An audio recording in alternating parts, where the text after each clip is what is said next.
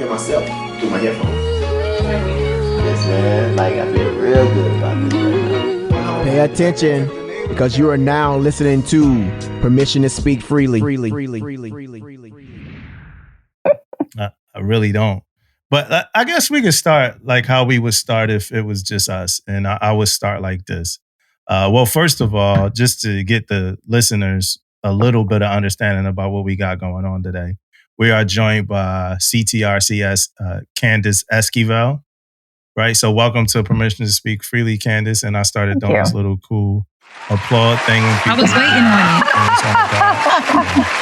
I love it. We do that. Yeah. I had somebody on the other day, right? And I played the Tyrese. I had to cut it out. I played like the Tyrese thing, right? He didn't know what the hell was going on, man. I say, hey, man, we just got these random drops, you know. But so we are joined by Candace, and I want to start how we start sometimes. Just how have like y'all's weeks been? Man, this week was actually kind of quiet. So we're, policy, and the policy world can move very slowly or very quickly depending on what's going on. I do a lot of work in trying to, prep principles. So we'll have to answer like congressional RFIs whenever budget hearings come up. So just making sure we work through some of that stuff. But this week was actually kind of quiet comparatively. I was in the UK about 2 weeks ago, with a friend. She's going on this like business venture. So I got to tag along with her and just been getting back and trying to catch up. So this week has actually been pretty quiet. And of course, it was Friday today. So it was real quiet today. Yeah. So you work in DC? Yeah, like technically Arlington. So are you familiar with Naval Support Facility Arlington? Like yes. Little tiny base. We work in there. Okay. And so it's busy. It's pretty busy. It's been pretty busy since January. Yeah. Oh yeah. It's been crazy since January. And I mean, this again, we answer a lot of congressional RFIs in N1 just in general. Like CMP is going to answer, or he already has, but anything from recruiting to personnel policies, physical readiness, like SAPR, all of that kind of falls within the N17 umbrella. And then, my office works with the Culture of Excellence shop. So there's been a lot of questions about that. Just with all the EOs coming down, I always tell people, I feel like we're kind of ground zero for all of the executive orders that have been released. So it's just figuring out how we're going to respond to them, what we need to adjust, what we need to update, things like that. So it has been busy since January for sure, but it seems like it's kind of the quieting down before the summer. Okay. And then can we do a little acronym breakdown for some of our sellers who don't know what RFI is? Just RFI for some of them. So not everybody knows. No, please stop me because I'll start talking fast and I forget about the acronyms. Request for information. Okay. So we'll get... if you've never listened to, congressional hearings, they can be interesting, but it's, responding to that, some of the questions that get asked in there from our representatives and senators. But that's what RFI is. Sorry. Yeah. What about you, Tish? What you been up to? So, last week I wasn't on the pod because I had surgery. So it's mostly just been recovery from the surgery. And it was supposed to be like a 2-day recovery type thing. So I took Thursday off. I was off Friday in a lot of pain. I was expecting to be able to enjoy my weekend, but I couldn't. I was still all messed up. Monday, I had to take off work Monday because I was still in pain.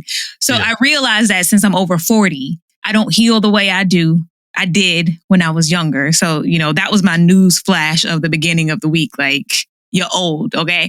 But I love it. I'm cool with it. I'm cool with it because, I embrace it. Also, on, I last week, I told them at work, on any given Sunday, we can lose the benefit because you don't know what's going to be in your email because the bullshit comes out on Sundays from way up high, seems like. And so I was happy that... Be careful, man. I'm not going to go no further than that. Okay? I'm not going to go no further than that. My bad. Hold on. If you do that shit again, it's going to be a problem. All right? So you can take that however you want. I'm happy to have a peaceful conversation with you. But what you're not going to do is talk... Yield, I yield. My bad. I yield. Okay? I think she needs to turn the fan up a little bit more. I'm not going to go no further than that. But I would say there was no bullshit that came out on Sunday. So that was good. That made a good week. But this week was just all adjusting to the bullshit that has come. You know, but I have a job. But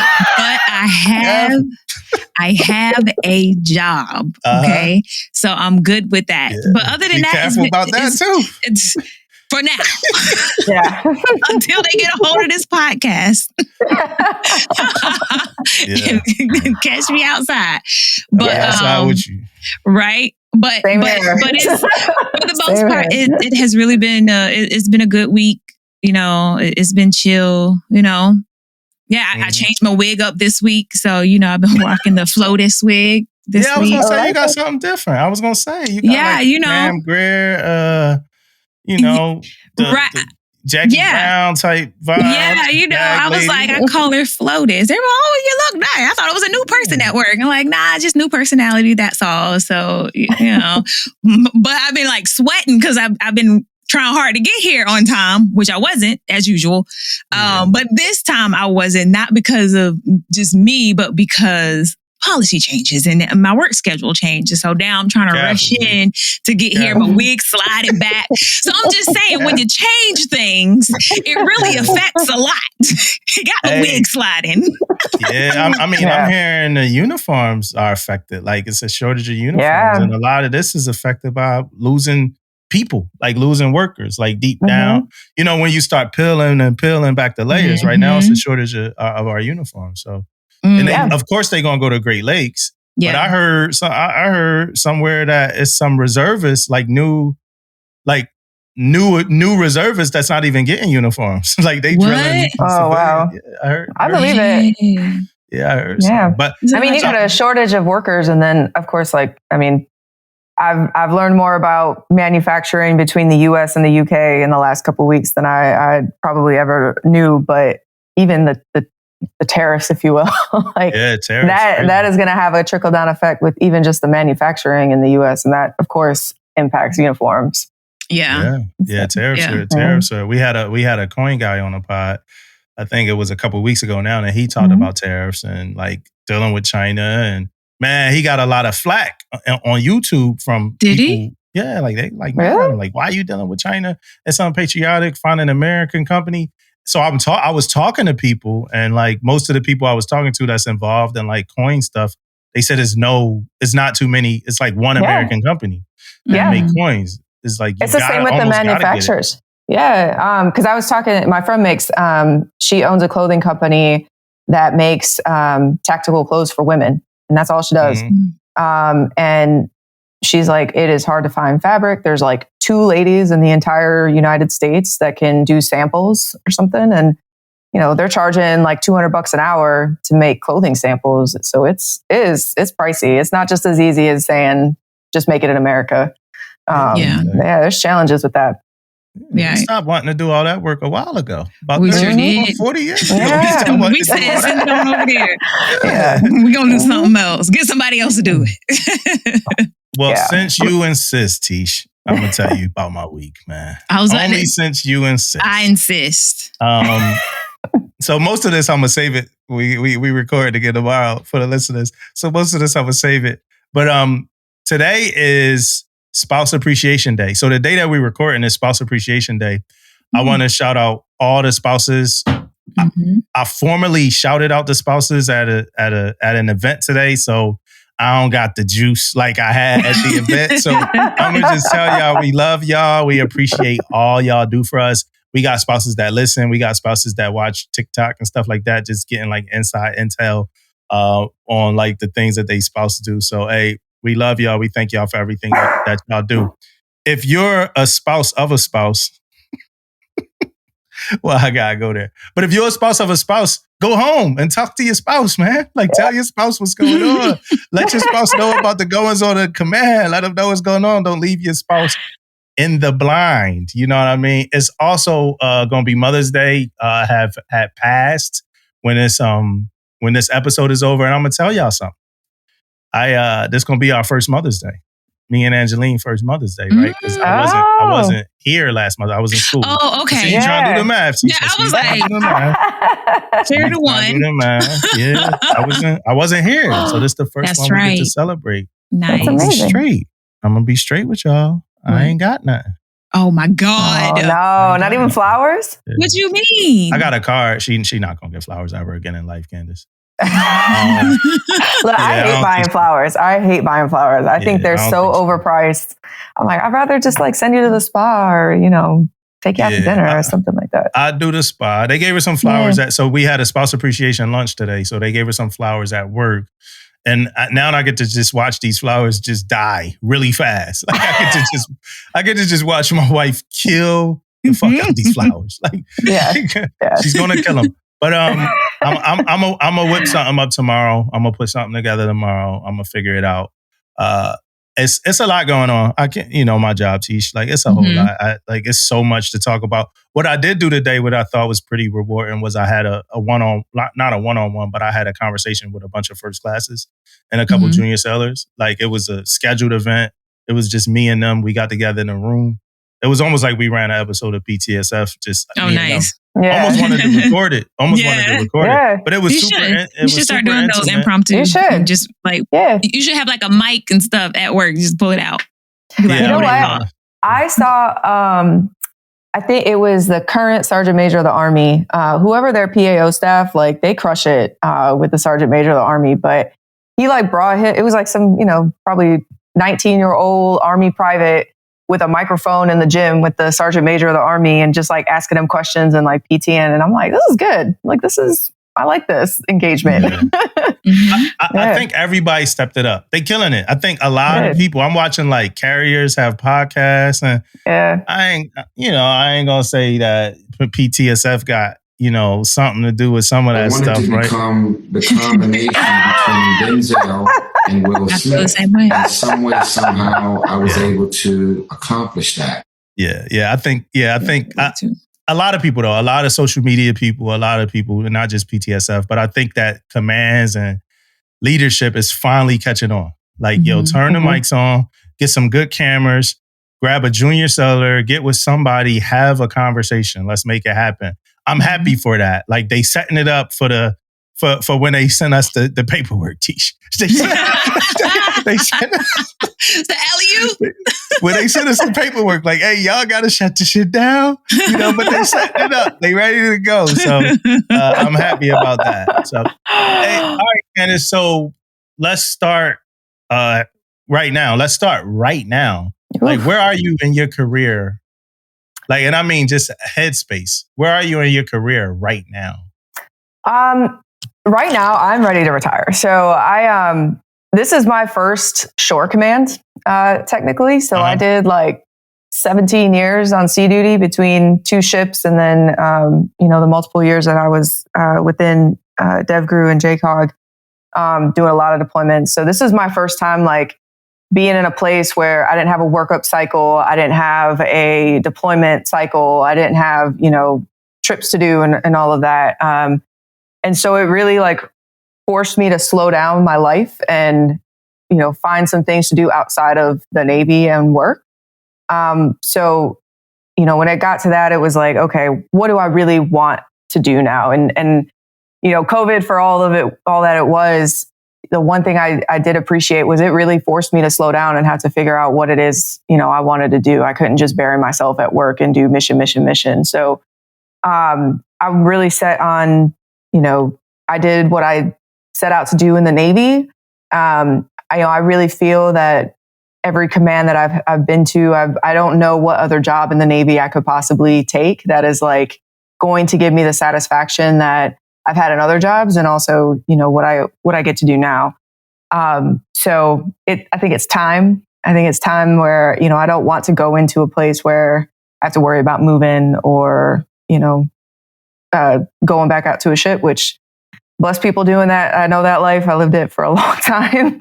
I'm just not mentally in that headspace to want to do that. I'm looking at like, do I want to start a family? Do I want to like move somewhere and be closer to my own family? So it's coming to, accepting that I've done what I needed to do. I appreciate my time in the Navy, but it's time to do something else and like do something that I really find like a personal joy in. And I just don't know if I don't think I'd get that same kind of joy in a different job in the Navy, like, especially as a CTR, which no hate to the CTRs. I love being a CT, but, just not where I'm at right now. So yeah. But I feel good about it. I definitely like am feeling excited and ready for the next chapter. Do you want to start a family?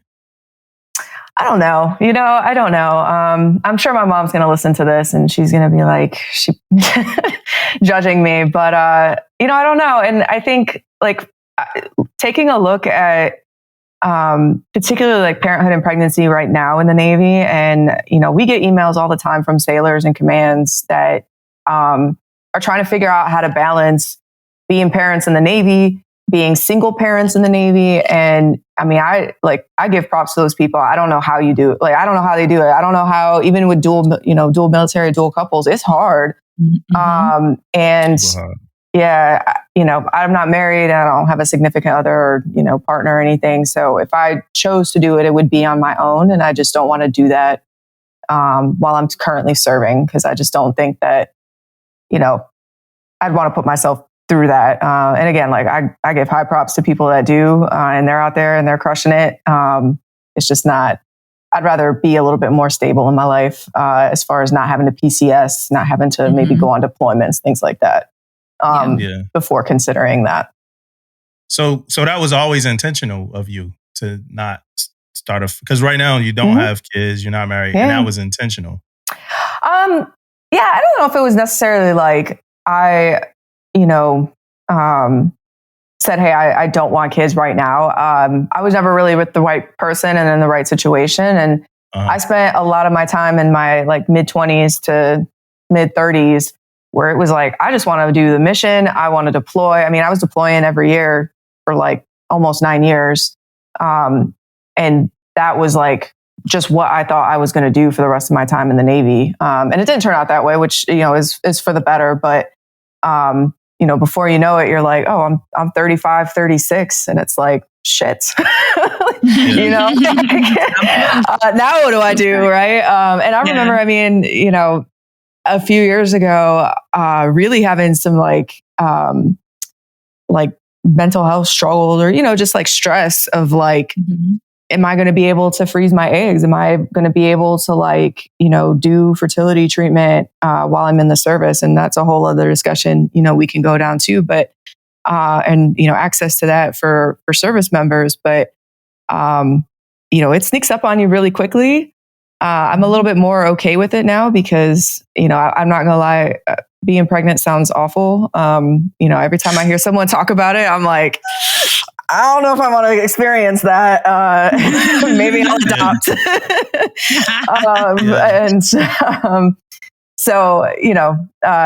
Maybe adoption is the right way to go for me. Maybe it's, maybe it is something else later on down the line. But I think for right now in the transition from being so operationally focused to planning to retire, that has been a deliberate choice of I will wait until I'm out of the military and then we can cross that bridge when we get there.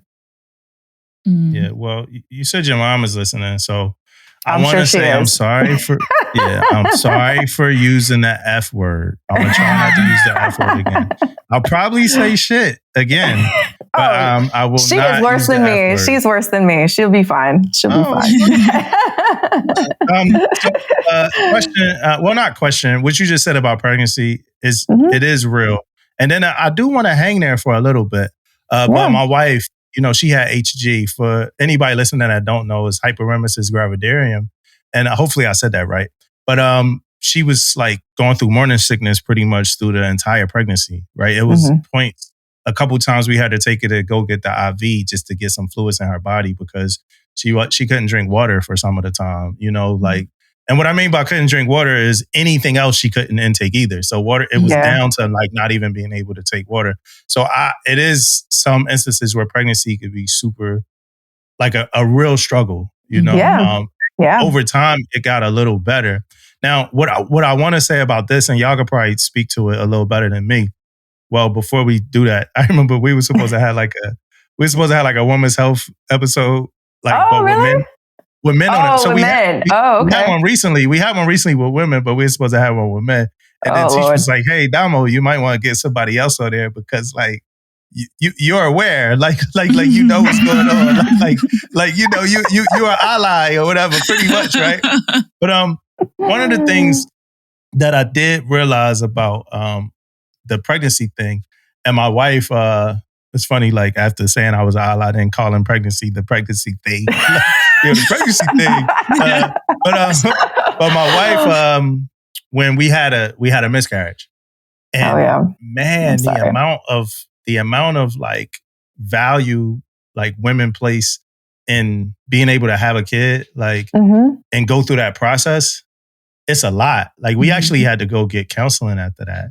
And I felt, I'm like, you never want to hear you gotta get counseling. Like, she's like, she proposed it. Like, I think we should go get some counseling. I said, counseling? In my head, I'm like, I think everybody should go to counseling. I'm like, it's just good. Just do it. I agree with you. It's a great thing. So she proposed it. It was coming, and I'm like, why? And a lot of things happened during that miscarriage, and the way I was gone. I was like in Japan. I was able to come home for like 5 days. It's funny because it was right around Valentine's Day too, right? But I was able to come home for like 5 days and then leave. But the after effects of it, like the aftermath and like just how she felt about, she was already older, right? So it was going to be like geriatric anyway, just because she was over 35. It's a real thing. How she felt. And it's crazy to call it geriatric because I remember. Right, because you're like, you don't feel old, but it's a geriatric pregnancy. Geriatric used to look like, I thought it was a lot older than that. Yes. So but it was tough, like just watching her go through. And I never thought it would be. You marry somebody and y'all live life, y'all go through certain stuff together. I never thought she would be that affected by something like that. But that was a tough time. So I do understand how crazy that pregnancy thing could be. Yeah, like pregnancy is, for women, is so much more emotional. We put so much more emotional and thought into it. Just the idea of it too. And like you're saying, like you're like, do I want to, or is that something I want to do? Like Candace, like that's your thought process. The ability to, like, we take that value. Right. Like that is like a strong value. And that's one of my, I would say, stressors right now is, what does the future look like with us as far as being able to get pregnant at a later date? Now, I know I'm 40, so it's geriatric all day. My doctor already told me that. It's geriatric all day. But then you add the other complications, the other issues that women have when it comes to our bodies. And then that just makes it even more, of a stressor to you. So, yeah, and it's not easy, and everybody's just different, So you can hear these horror stories about how somebody's pregnancy is, and you're like, I don't want to do that. And then you get pregnant, and then yours is nothing like theirs. Don't even know it till you 7 months. Right. And or it can be the complete opposite. You see these people, they have like, these pregnancies, and they always look nice, especially with social media. Everybody look like they're happy in their pregnancy, and they look like they're glowing because they got on a damn filter. And it's like, oh, okay, that looks cute, and they showing all the little outfits and the baby room and the ASMR shit. And then you get pregnant and you can't hold nothing down, and you're like, I want this pregnancy. So I feel you. Just my advice is just do what's right for you. Whatever you want to do, just do what's right for you. So, Candace, would you say your chismes that you in now is it a traditional cheese mess, like an actual cheese mess, or what? We're an actual cheese mess, yeah. They're probably gonna make fun of me, but because I know some of them listen to this podcast too. But we are a traditional cheese mess. That's right. We're a little bit different because we do have like reservists that work for us. But they're remote. So we have some folks that are, we have people all over the country. And then we have, UX in Cleveland, Ohio. So we have some chiefs that are up there. So it's a little bit non-traditional in the sense that, we do have remote, we have reservists. This is actually the first time that I've like really worked with reservists before. So I've learned a ton about that. Cause that's a completely different lifestyle, I feel like, than active duty, but right. So yeah, it's a little bit non-traditional in that sense. And particularly before at least this administration did the return to office mandate, a lot of people were teleworking. So sometimes it was hard to see people in person. We still do season though. It just is a little bit smaller, which I kind of like. I like a little bit of a smaller cheese mess for season, but we have a traditional cheese mess. We're just a little bit non-traditional in the sense that we have remote chiefs that are all over the place. So just making sure that they're included. When it comes to like the makeup of the command, is it like top heavy or is it like a good balance? It's very top heavy. Okay. And there's a lot of officers in staff positions, right? So there's a lot of officers within the N1, bubble. And then, a lot of senior enlisted as well. And we don't have a ton of junior sailors. Most of them, are admin specialty folks, and then maybe like IT support, but very, very top heavy command, very officer heavy. Yeah. Who are you in your chief's mess? Like, what chief are you? Who am I? Oh gosh, I don't know. I don't know. That's a good question. I feel like are you the idea fairy? Are you the is tired of everything? Are you the let's see. I'm definitely I feel like some people, especially during season. So I care very much about season, and I think people get a little scared of me at first during season, so maybe a little intimidating. Yeah. I definitely am like, I would say I'm a personality in the cheese mess. I don't know. Who am I? I'm definitely not a good idea fairy, but yeah, I like to talk about jokes. Are you like the jokester in there? I'm kind of a jokester. I'm a little bit of a jokester. Yeah. I'm definitely like going to put our C-cell picture in a group chat when she graduates, and I Snapchat her, screenshot her picture. I did that yesterday. So I was like, yes, I got to embarrass my C-cell. You know who I was in my first chief mess? I was the accountability chief. Like it's that is not me. It's us. Up. We need to get out there and do this with the sellers. Like, I was the accountability to always finding ways that we messed up. Like, that was my first mess. I chilled out. I had to chill out. I'm definitely not I'm definitely not the history person. I'm like, please don't ask me about like traditions because I probably don't know. Like we have one senior chief. He knows all the battles. He knows like the significant, talking points. I'm like, I love it. I love hearing about it. That's just not me. But yeah. Well, let's go back. Where are you from? I'm actually originally from Cleveland, Ohio. I grew up outside of Cleveland. So, I consider home now Charlotte, North Carolina, because most of my family's moved south. We got sick of the snow. But still a Browns fan for sure, for better or worse. So that's where I grew up, but I've been in the Navy since 2005. So yeah. Do you, so you like right at 20? Oh yeah. Yeah. I hit 20, like July 13th. Yeah. So you on Tisha time.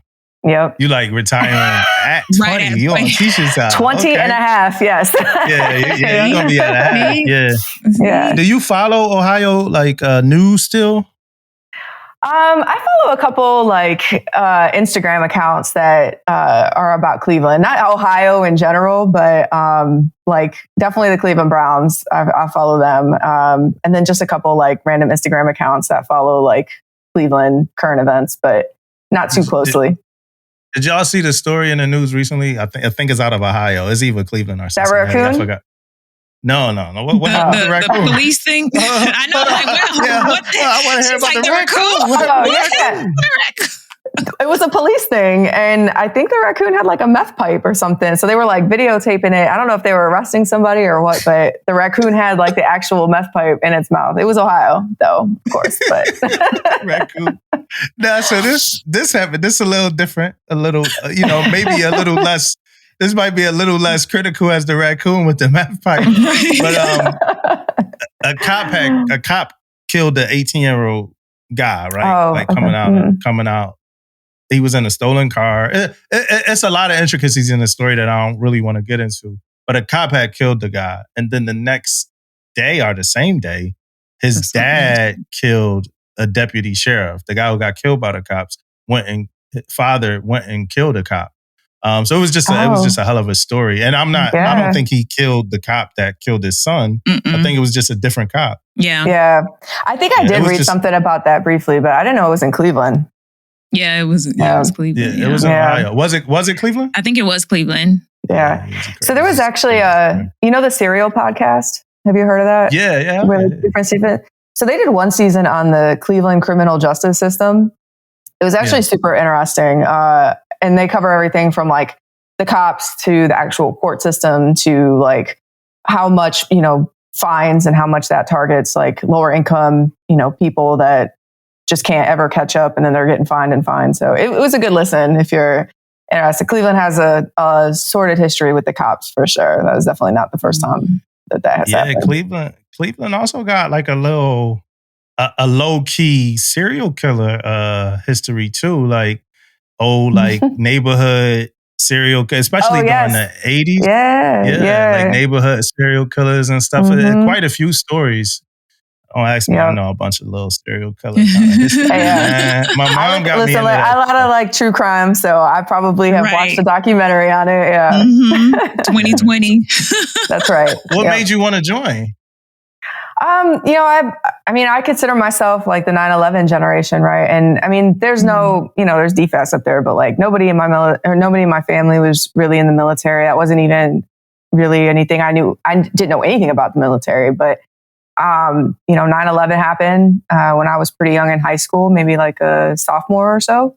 And I started to get, again, true crime. I'm into that kind of stuff. And I started watching the news and invading Iraq, eventually invading Afghanistan, and like the news coverage that was happening. And I had no idea what I wanted to do in college. And I was like, I think Intel sounds really cool. I'm gonna do this. And I have a great uncle that was in the Navy, probably in the 70s. He was a submariner of some kind, and he was like, "Well, what about this? And have you thought about the Navy?" And he took me to the recruiter's office, and I was like, "I'm going. I'm gonna go." So I actually like joined DEP in 2003. It was the year before my senior year of high school is when I actually like first signed papers. It took a while to leave after that, but that was pretty much my motivation. It was, watching all of this and being like, military intelligence sounds cool. I wanted to get out of Ohio and do something. And, where I grew up, it was your big major choices for college was like Kent State University or like Bowling Green. Those was pretty much where like everyone, well, not everyone, but the vast majority of people went to school. And I was like, I'm going to join the Navy. I'm going to do it. And I'm very stubborn. So once I made my decision, I just went with it. Yeah. Tish, quick question. Were you in high school during September 11th? Mm-hmm. Yep. Were you a senior? I think I graduated in 2003. Oh, so you were like a junior. I think I was a junior. No, like a sophomore. You were sophomore. Yeah. Something like that. I just remember sitting September 11th was 01. Class. So you was a sophomore. So it was 2 years before you graduated. Oh yeah, I might have been a freshman then. Yeah, you were a freshman, Candace. Yeah, it's crazy. So all three of us were in high school during all that. That was crazy. That was crazy. I remember that day like it was yesterday. I mean, I was homesick from school, actually. Yeah, and I remember my mom calling, and she's like, "I'm coming home right now. You know, have you watched the news?" I was sick. I think I had like mono or something, and it was just nuts to just watch that. Yeah. It was rough. I was sitting in driver's ed class. Oh, for real? Yeah, I was in driver's. It was early in the morning. It was. But it was later before, like the school caught on to it to where, I guess the kids, because by the time I got to driver's ed, we were no longer doing work. We were just watching the TV the whole time for driver's ed, the next class, and it was like all school shut. The only thing we're doing is watching the TV. So you go from one class to the next. The lights are already off. You already know we about to be watching TV or whatever. Yeah. And in high school, I don't really grasp, what I'm looking at. I'm just like, oh man, this is crazy. What are y'all doing? Talking to everybody else in the class, and I'm like looking at the clock, like, man, I'm ready to get out of here. I'm tired of looking at the news. You know what I'm saying? But as time kind of went on, that's when I kind of realized, like, oh no, like this is. I think it was actually, it was one of the class. I think it wasn't the driver's ed class. It was the next class we went to. The teacher, his name was Mr. Cunningham. Remember that? Damn near cussed us out because we were not we weren't really watching TV. We were just like talking to one another, throwing stuff across the room. It's like, all right, this is party time or whatever. He damn near cussed us out, and like talked about the seriousness of it. And so that's when we kind of like, oh, got it. This is a big deal.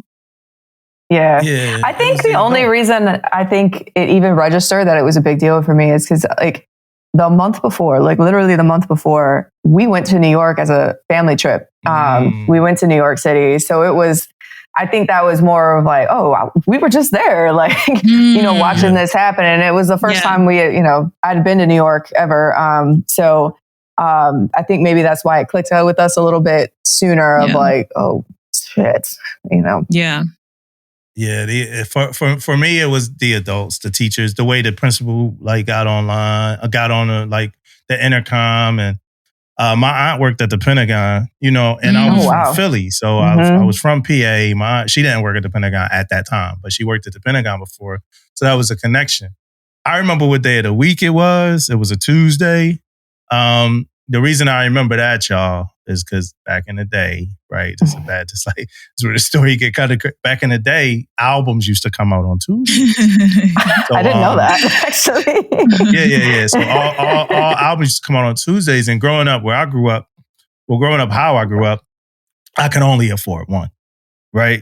So two big albums. I don't like, y'all might not remember this, but two big albums came out on September 11th. Well, for hip hop. It was Jay-Z, The Blueprint, and Fabulous, like new artist, like his first album, it was called Ghetto Fabulous. And they both came out the same day.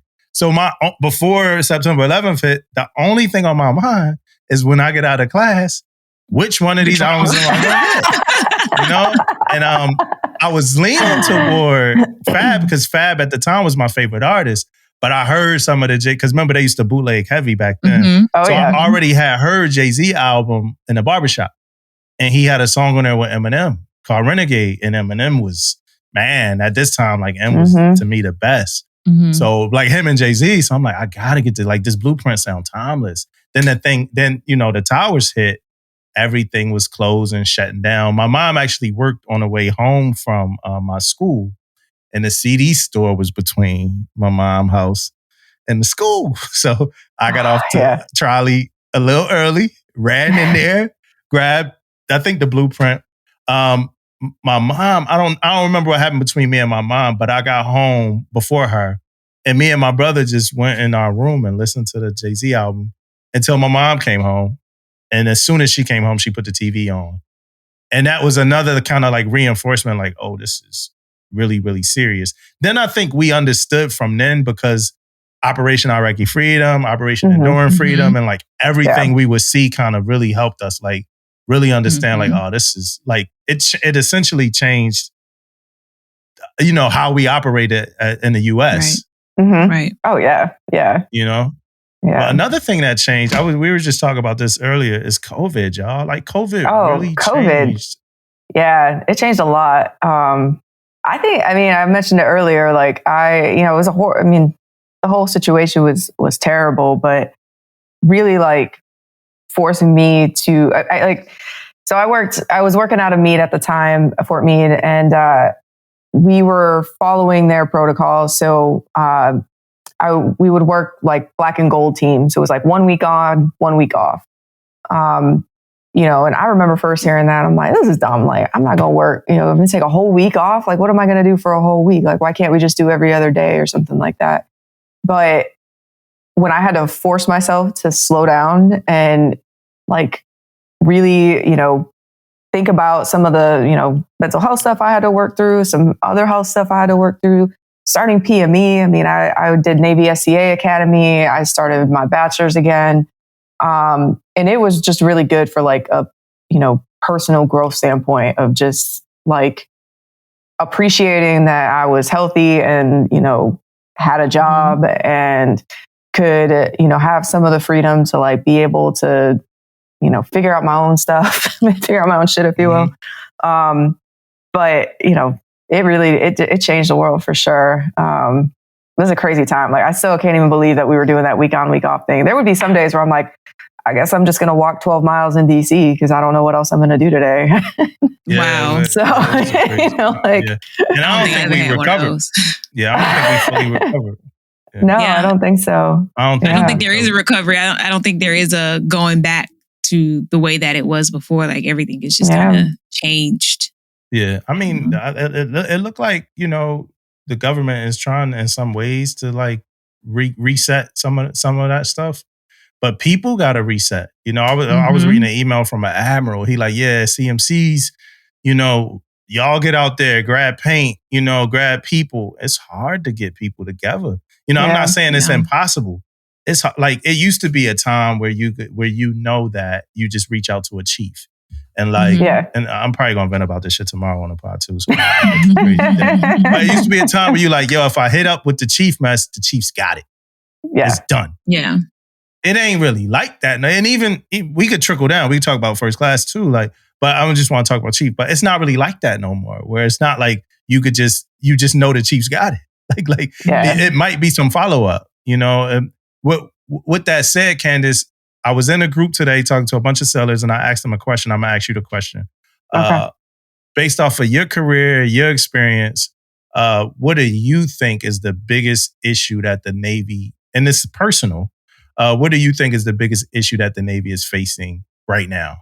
Oof, man, I gotta think about that one. I think,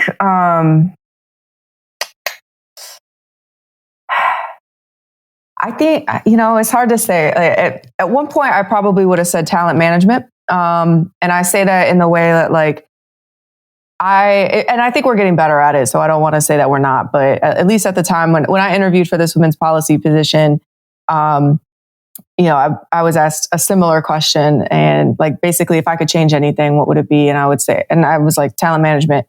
And I say it in the vein of like, how can we as a Navy get better at really looking at people's like hard skills, soft skills, your public speaking, your communication, some of your experiences. And some of that I attribute to like my own personal experience. Like I remember when I took the fellowship, I had a couple master chiefs that were like, you'll never make master chief. You'll never make that. And like, no one cares about that fellowship. And like, yeah, no one cares because it's not in our precepts. It's not in my career ladder and all of that. But like that fellowship was so beneficial to me from just like learning how to budget, learning what the congressional, how the branches of government, work together. And I'm like, that absolutely, I think, made me a better senior chief at the end of the day. And we've been able to grow the program where now you can get more senior enlisted, and then they can go to the MCPON's office and they get to see that kind of effort from the senior leadership level. So it just changes your perspective and like gives you a wider perspective. But if I talk to some, really old school people, it's like, I can't send you back out to be an ACRC because you don't know how to do all these things. And I'm like, there was a point in time where like, my country would have sent me anywhere in the world in a couple hours notice, and I had to be there, expected to perform, and I succeeded. So like, how do you know that you can't put me in a position just because I don't tick the, check marks? And one example I have is I worked with at the time he was a SIGINT officer. Now he's a cyber officer, but he was like a Mandarin linguist.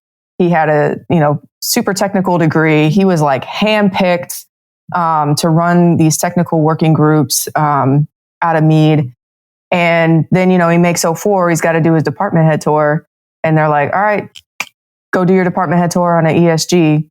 And then meanwhile, we got all of this like now gap in experience. And they're like, how are we going to go against our near peer? And I'm like, you had the guy, you sent him down to the ESG so he could do his department head tour, So I wish we could kind of figure out a way to kind of do that better at scale. And, another example I give is like when we were looking for, I've gotten lucky in that I've gotten to work at commands where you can assess and screen people and have interviews. And when I was at DevGru one year, we were saying, all right, what do we want in like an N2 officer? Like, what do we want an N2 intelligence chief? Like, what do we want them to look like? What are the attributes that we want them to have?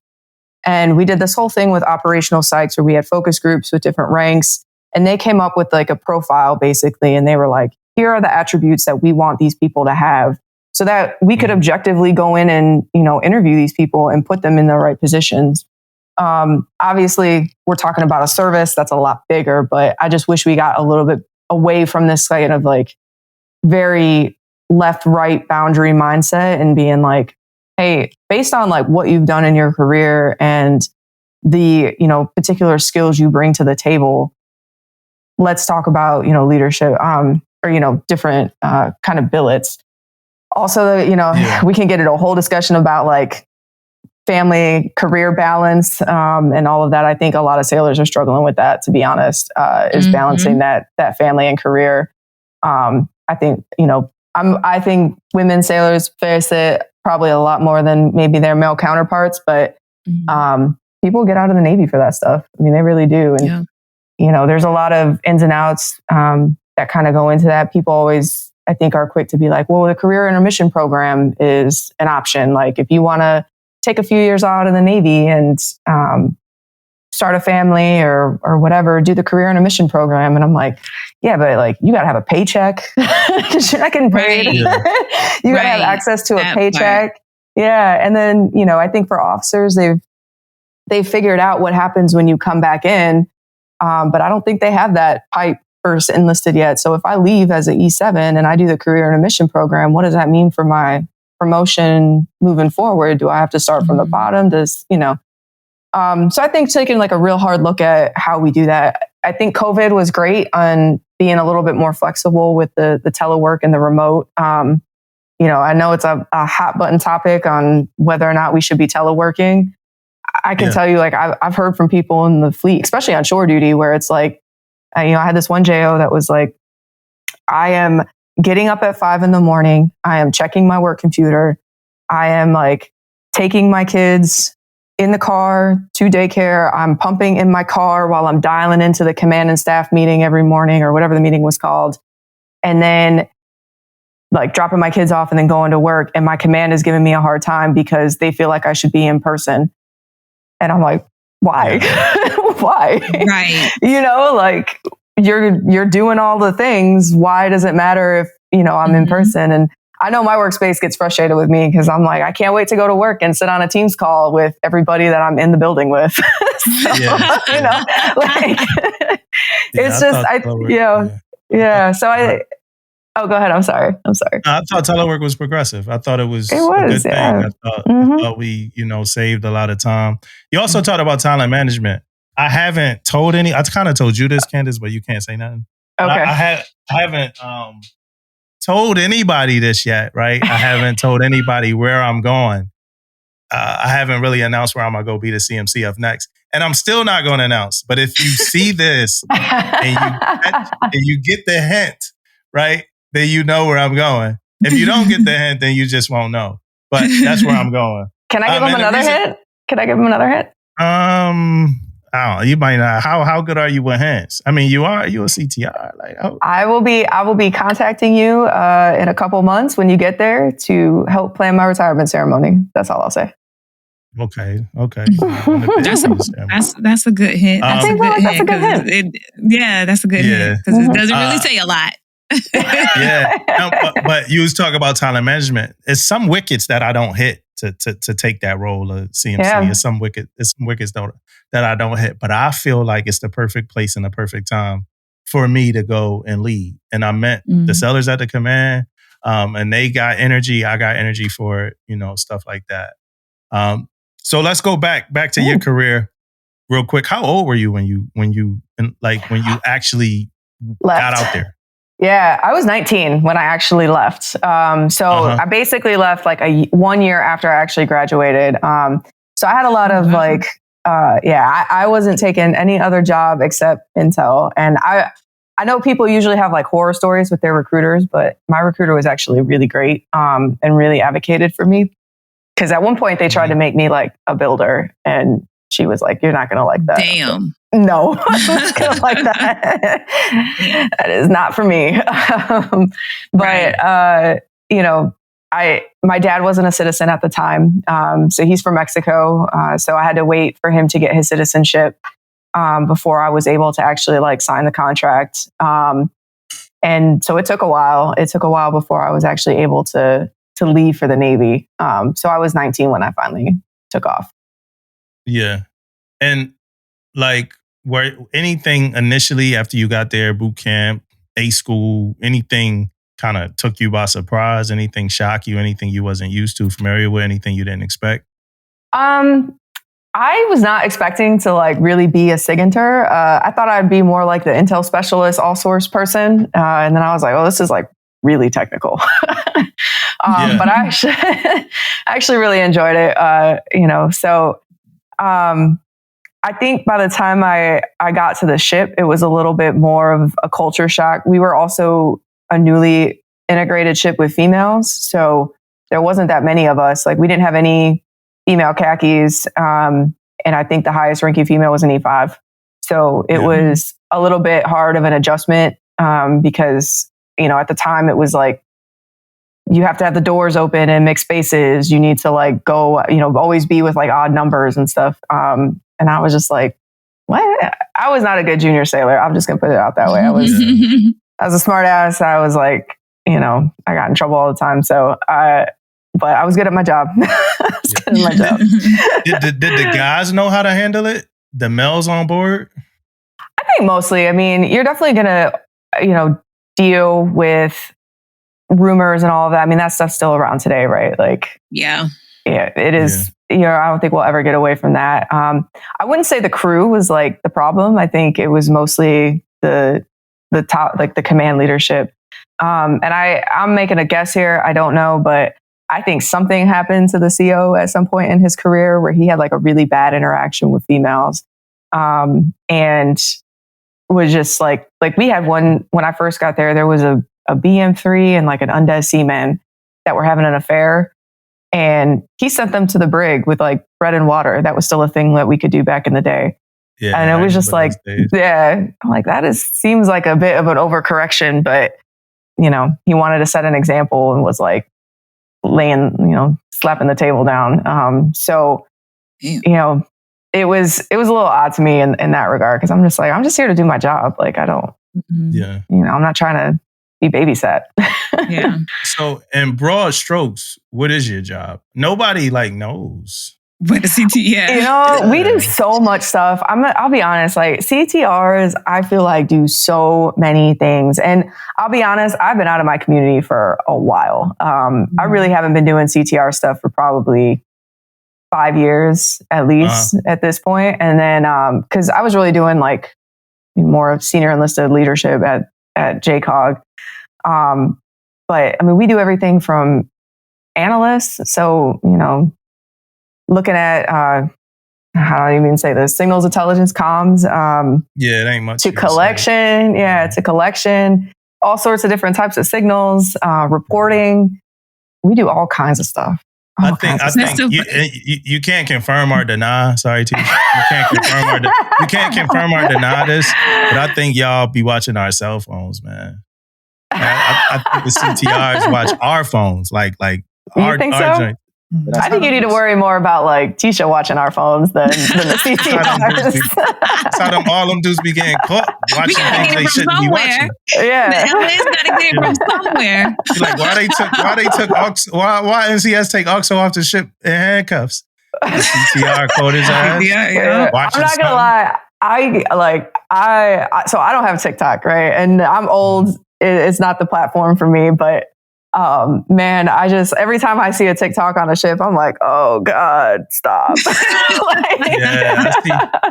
I watch all the Intel people freak out about TikTok, man. Like, I'm an Intel person. I remember somebody was saying it. Hey, I'm an Intel guy. Like, I'm trying to tell y'all. People was like, fuck you, man. We can do social media.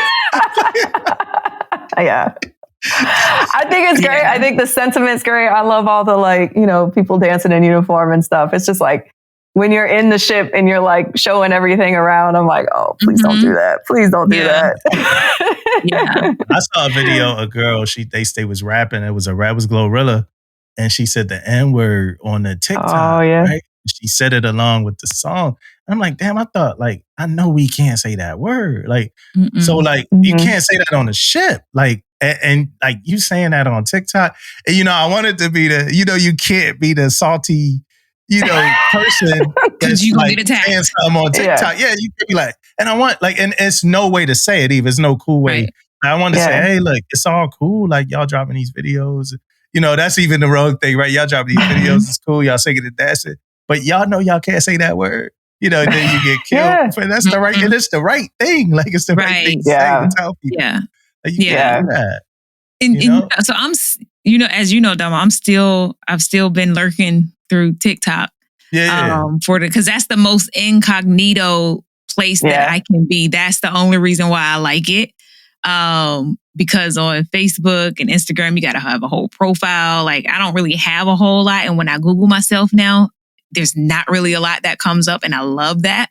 Because before it was there was a lot of pictures. It was these websites, I felt like my whole life was on there. Now that I don't have social media on there, I feel like when you Google me, you get a bunch of pictures of random people that's not even me and not even associated with me. And I love that for me. But Candace, just while we talking, I just want you to know that Tisha is a podcaster who got a public podcast that come on YouTube and every other podcast streaming app, but yet she don't want to be seen throughout the But the podcast comes up more than anything else when you Google my name. It's mostly the podcast stuff, and that's really good about it. It's not her address, it's not like her family and stuff. So I get it. She just exists as a character on a podcast. That's I'm a superficial. That's great. What I'm going through right now, and I wish that I could be like that. I'm telling you, it's a great place to be, and I just discovered that this week, so that was another part of my week. But damn, I forgot what I was saying. Oh, when I lurk on there on TikTok, it mostly is giving me sailors in uniform because they know whatever, right? And there was one that I saw this week. I don't want to go too much in detail with it, but she was talking about going to or getting kicked out the Navy. And you know how everybody wants to do this 18-part series now. Yeah. So I went to part 3 and I was like, okay, I can't keep doing this. Cause I was looking for it. I'm where is it at?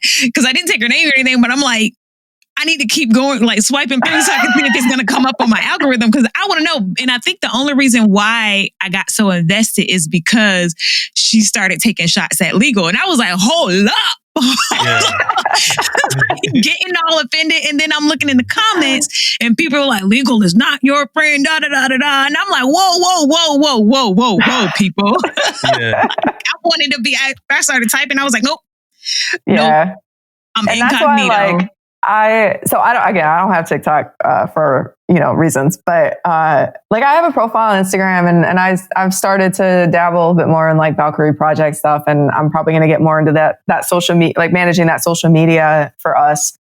But So up until about 2022, I was the same. You could not find me on the internet. Like you could Google my name and there's like another Candace Esquivel that lives in Texas. I think we've been Facebook friends for like decades now at this point, but that was it. That's what came up. And then when I was a fellow, I got tied to the congressional office so that I started coming up. And then when we launched the Women's Initiatives team, I did a video with my Navy HR. And then that was it. You could find me everywhere. And I was like, and so now I'm kind of like, okay, well, I'll just kind of, embrace it a little bit. You can't find like my address, but people know I'm in the Navy for sure. Not too hard to find. I really have a problem with like those websites, like those people search websites. Oh yeah. Like your info is really on there. And I'm like, how do I get my information off? Like, I don't want people to be able to like Google my name and see my address. Like that's crazy. Or a phone number, who I'm associated with. Last known address. It's like, how do I get rid of, do you know how to get rid of that information? Like there's as a CTO, how do you do it? Go press the button. Delete me from the universe. Yeah, it can take a little grunt work for sure. But some of those, there's services that you can like opt out and they'll go in because there's big money in commercial data, right? So selling your address and your phone number and your, your network, that's big money to companies for marketing, maybe some adversaries, who knows? But there's companies out there that do provide that as a service. Well, they'll go in and they'll kind of like remove your information from those databases so that companies aren't selling your data elsewhere. I'm gonna invest in that because if I can find one. Thank you. If I get one more text message about your resume, it is being under consideration for some job that I have not planned and I have not even applied for it, and it has a long ass email address as the text number, and I'm like, how do I get rid of? I just reported as junk, but it just still keeps coming. And so, how do I get? I've had a lot of those too, and there was another one where it was like, what was it?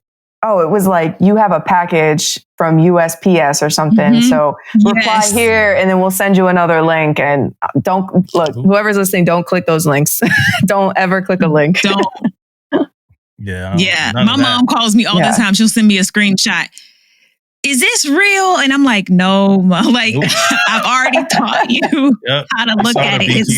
It's right. Like, stop. Like, just don't do it. Just don't do anything. And she ended up thinking something was Amazon, and they got into her account. And so she's had to she's been dealing with that for like the last week. And I'm like, I told you everything, just assume everything is fake. Just assume everything is fake. Yeah. So you mentioned Valkyrie, right? And it's crazy just how careers work. We kind of go back and forth, and we kind of stopped at just really you joining, right? So, but you mentioned Valkyrie, and let's talk about it. What is it? Why did it form? How'd you get involved? Like, what's the whole story behind Valkyrie? So Valkyrie Project it's now a 501(c), so it's a nonprofit that focuses on service women specifically. It was founded by Meg. So she is a former Army officer, former PSYOP officer. She's also a helicopter pilot, like super badass. But when she was selected to start going through her training with special operations, she noticed that there wasn't any training that was specific to women service members, and anything that would be able to be customized around like taking into consideration menstrual cycles, because our bodies we have hormones, so we go through these cycles, and our bodies respond very differently depending on where we're at in that cycle. So she saw a need to have this type of programming for women specifically. So that's how she started the Valkyrie Project. And that is initially, what we provided. We still provide those services. So there's now like 5 fitness tracks that they're for anybody, but they're focused on trying to provide resources to female service members specifically. A couple of the tracks that we're super proud of is the pregnancy one, as well as the postpartum. So pregnancy and postpartum fitness in the military, we don't have dedicated trainers for that in any service. especially when you start talking about pelvic floor therapy. That is a very hard expertise to come across in the military at all. So, we wanted to provide a service that helped service members that through their pregnancy journey as well as their postpartum time to get them back into their standards for their specific service. In about 2023, the board decided to move over and make it a nonprofit so that we could get a lot more involved in the research. So research and advocacy, over something like 80% of the research that's done on medical and human performance is done on men. So that can lead to a lot of over medicating for women, misdiagnosing, not prescribing workouts correctly, things like that. So that information, that research just isn't readily available for women as it is for men. There's a lot of initiatives that have started, out of that. The last administration stood up a women's health research office. Actually, the Uniformed Services University, so the military's like medical school, they have an office of women's research or women's health research that focuses on service women. So we really wanted to get more into that space and finding out what the research gaps are. Who can we partner with out in academia as well as in the services and with our lawmakers to get this research done so that we can better prepare service women to sustain themselves and excel and really be as lethal, and we love saying lethal now, services, but as lethal as possible. And so I got involved. I was telling you this story before we started, but really just by luck. So I don't really spend a whole lot of time on like Facebook forums or anything like that.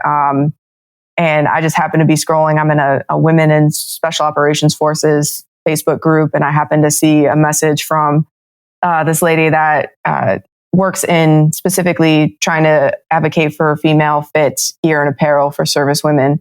And she wanted to write a letter to Congress, and I was a fellow. I was finishing up my time in the congressman's office, and was just responded like, "Hey, I would love to chat. I'm in Congress. Can help you write this letter.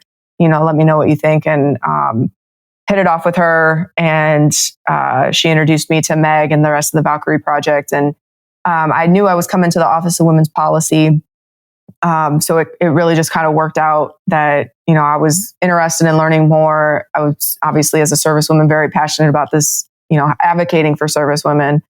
So I helped them with the first Military Women's Symposium that we held in 2023. And then Meg asked me to be on the board later that year. So that's kind of how I got involved with, my enough to be dangerous experience from being on the Hill. I really try and then also being here in DC, see where we could advocate for policy that requires legislation changes in order to better support our service women and service members. So that's really what I'm trying to build for us now, and really getting into that space and being like thought leaders in that. So last year we released our first report that we called the Critical Research Topics for American Servicewomen. And we'll release another one in the next few months probably, but really taking a look at like, here's the gaps that we have in research for women or service women, and here's our recommendations for where we could do better, either that in policy or funding research or legislation. Yeah. Hey, I want to shout out the Valkyrie Project. They are people's anyway. So shout out to y'all. We've been supported by and supporting the Valkyrie Project for at least a year or more at this point. We spoke a while ago, we talked, and we've been just quietly kind of cheerleading for y'all. And sometimes sharing things that y'all post and stuff like that for a while. Yeah, so we appreciate it. Yeah, and y'all just shared something from one of our latest episodes. So I definitely appreciate the Valkyrie Project. Then I want to take my hats off to y'all, not literally, right? Because, the baldy, you know what I'm saying? But not literally, but figuratively, because to do all of that, like everything y'all doing, just off the muscle, off grit, from the mud, however we want to say it, is commendable. Especially when you're looking at like, man, like the fundraising committee, still ain't locked the car wash down. VFW, you know what I mean? Like, you know what? We might have to start doing car washes. I don't know, but it's hard. No, but just y'all are knocking on doors. Y'all having these women symposiums.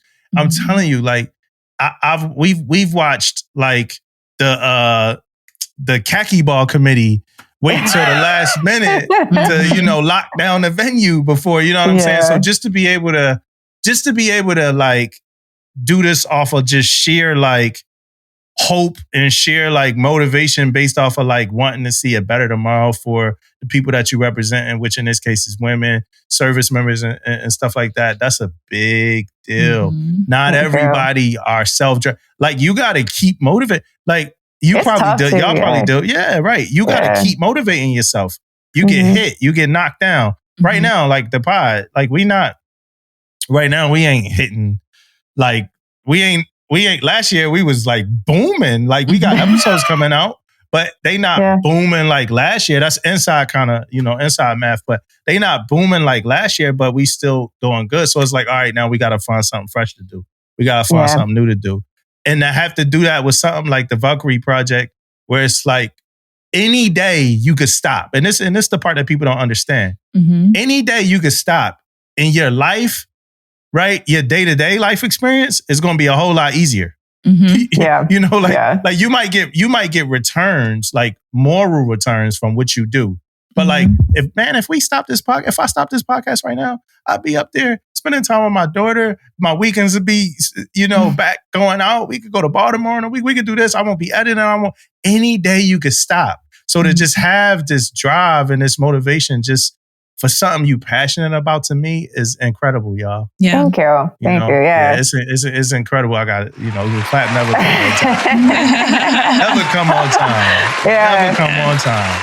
But y'all inspire me. Thank you. Yeah, it's a tough time too. I mean, with everything that we're seeing. Be careful, Candace. It's tough. I'm glad she said it, because I was like, should I open up that can of worms? Should I open it up? I already got that earlier. Yeah. So you can do that however you want. I'm happy to have a peaceful conversation with you. What you're not going to do. As long as I'm not the highest ranking in the room. I was yielding from early. I was like, set me up.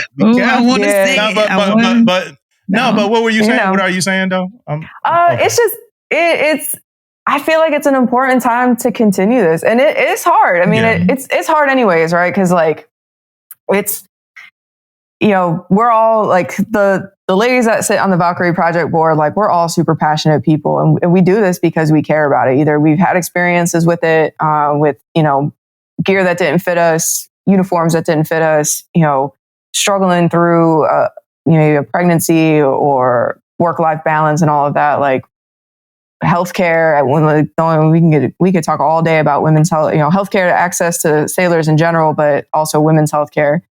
And it's tough, but like, I think now more than ever is like, we have to continue to be a voice out there. And then, the one thing I do like about Valkyrie Project is we were looking at this before with some of the, non-federal entities in the affinity group. So if y'all are familiar with the, SSLA, for example, and Joint Women's Leadership Symposium, there were agreements with the services, and that was sponsored and all of that. And we never had that with Valkyrie Project. Our symposium was never like funded by DOD in any way.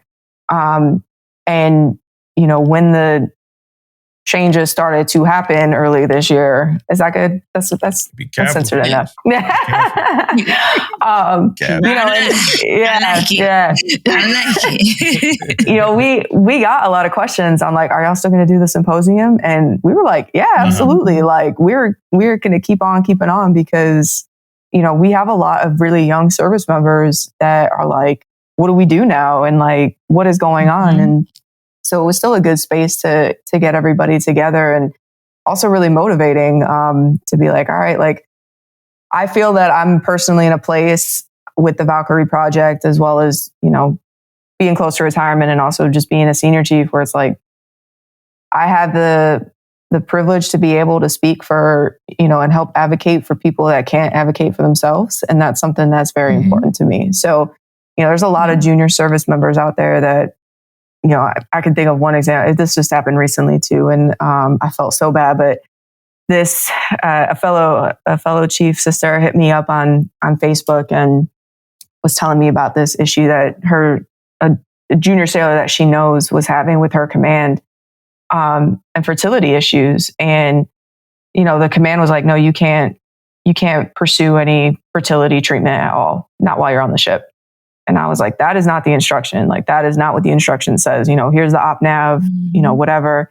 And I tell people, I'm like, if you want me to call your command, like, I will absolutely call your CMC. And, not doesn't matter anything most of the time, but like, we can have a conversation if you don't feel like, most of the time. Yeah. There's some commands out there that are like doing some crazy stuff. But, I remember I was like, she can reach out to me. I'll call the command. I'll call her chief, whatever. I'll call her if she wants, whatever.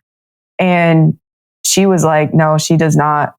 She doesn't want anyone to get involved because she's so scared of retribution. And it's like, it breaks my heart, because not only for her, but now that leadership is going to go and think that was the right decision to make, and how many more people are going to be affected by that. So, can we dig into that a little bit? Yeah, of course. Dig into that, and I want y'all's thoughts on it. Y'all might have dealt with this more than me. I get frustrated when people don't do something because they scared of retribution.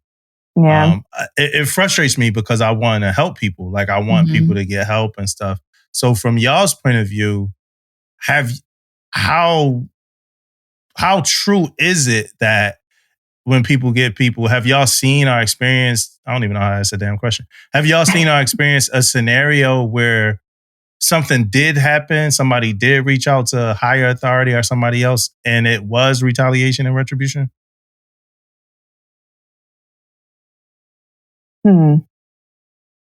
I would say, careful with the words here. I should say, and our retribution.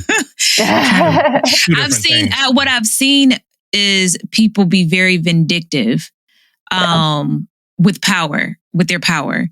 And so retribution, more so. Yes. And it's one of those things where it's like, maybe that other person doesn't even know that it's happening because they don't see it, but I kind of like hear about it and I'm just like, or I know that person's personality and I'm like, yeah, that sounds like some shit they would do, And so payback type shit. Yes, it's a lot of times it's they do it in a very slick way, systematic. Right? Yes. And so it's just like the person who is on the receiving end of that, they don't really know how to fight. They can't really put their finger on what the problem is. They just know it's a problem. And then you have the collection of the Chiefs Mess Brotherhood where they feel like, be careful. Well, I'm just joking. They feel like, well, they're just going to take their side and that. Yeah. And so it's like, they're just like, I'd rather just keep my head down and just finish my time, or, I'm getting ready to PCS or what have you. And they just don't want to deal with the drama because they feel like either way it goes, I'm in a lose-lose situation. After I get your thoughts, Candace, I got a question about this. Okay. What's your thoughts on that, though? Have you ever seen something like that? I agree. And I think you hit it on the head, Tisha. I think it is more on like, they're just going to make your life miserable however they can, whether it's like, I'm going to make you, muster at a certain time and I'm gonna give you all the like crappy jobs and just treat you bad. I think it's more like that than maybe necessarily the like punishment route, if you will. Right. Yeah. It's not blatant. Yeah. So this is not, so right now I'm speaking to specific things that happen in my career, right? So this is not Navy wide, this is not universal or anything like that, right? I will say this though, and throughout my life, I look at women like protectors of men, right? Of our emotions, like our water bearers for men's egos, right? Like, let me just say that, like for men's egos. So a lot of women save us from ourselves a lot. Like, and I'm thinking about relationship wise, or, whatever. That's why sometimes when people break up, like some of the insults fly.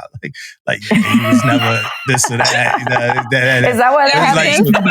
Yeah. So you've been protecting this dude for X amount, of years. And that's really how I look at it. So I've been somewhere before where it was an issue with women feeling like they were being sexually harassed, right? And it was an issue. And it was a dude, so they had an issue. They felt a barrier in reporting, right? So they felt like if they said something, nobody would do something. So a lot of them didn't say anything, right? A dude got sexually harassed, right? / sexually assaulted. He said something, and he got quickly transferred from the command, right when it happened. He said something.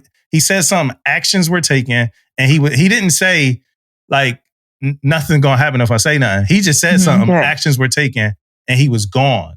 Right. So my question is, and some of these, and I know it's not foolproof, and y'all could kind of correct me anywhere that I'm wrong at right now. But in some of these situations, is some of that a part of women maybe thinking what they say is going to be invalidated? And or some of that water bearer mentality, still trying to protect people, even though there's some toxicity going on?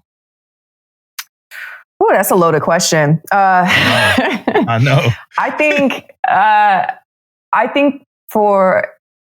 don't want to speak for all women, right? But I think it is tough when most women in the Navy are there's only going to be a couple of you minority in certain places, right?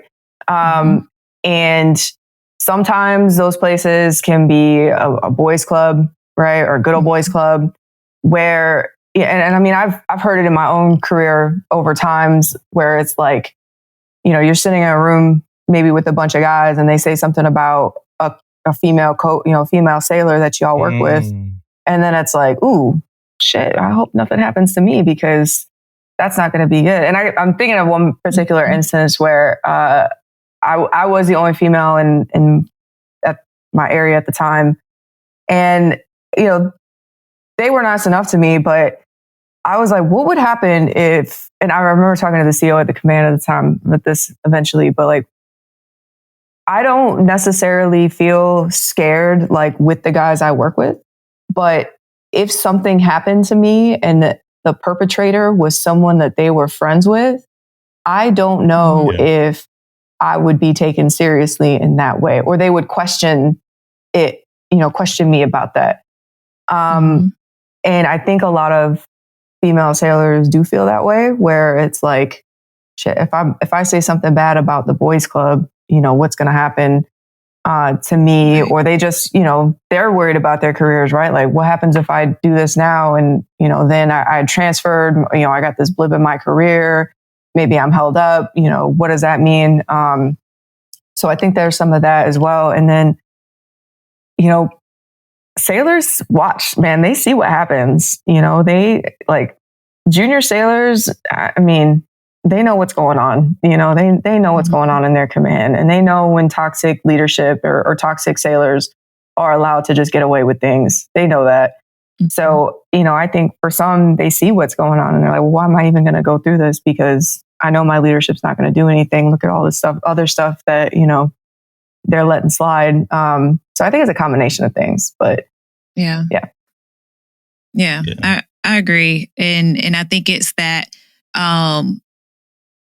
worried about how other people will perceive what happened, because it's everybody's going to have their opinion on it, and you're more afraid of, what are people going to think, and not necessarily you don't think that everybody's going to be on your side. That there's going to be people that are going to, have the worst things to say or, assume whatever.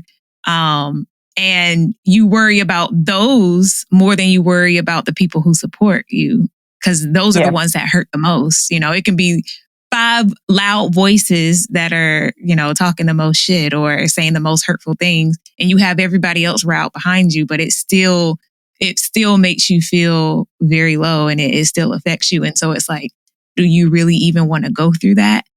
And like you said, like will they take it seriously if it's, a good sailor? Like, will they believe me? So it's just something that's very hard. And then it's something that's so, especially when it comes to like sexual harassment or, sexual assault, something like that.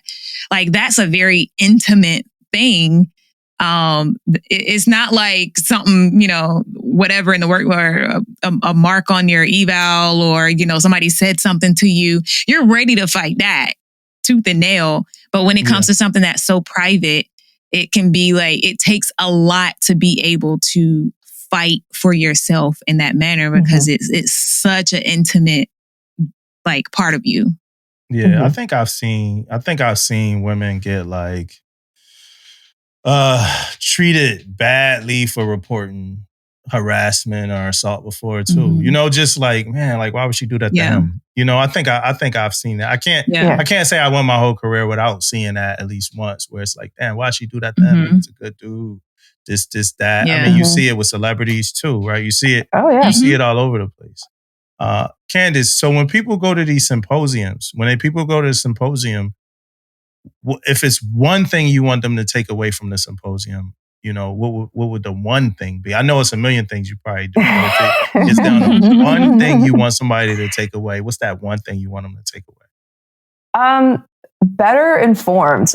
So we try to be very good about like educating on human performance and health around like female specific considerations. And that's throughout the life cycle. That's during your reproductive years. That's during pregnancy, postpartum. Also now perimenopause and menopause. That's a huge, topic that is getting a lot of traction lately. Women are staying in the military longer. So we're reaching those perimenopause and menopause ages.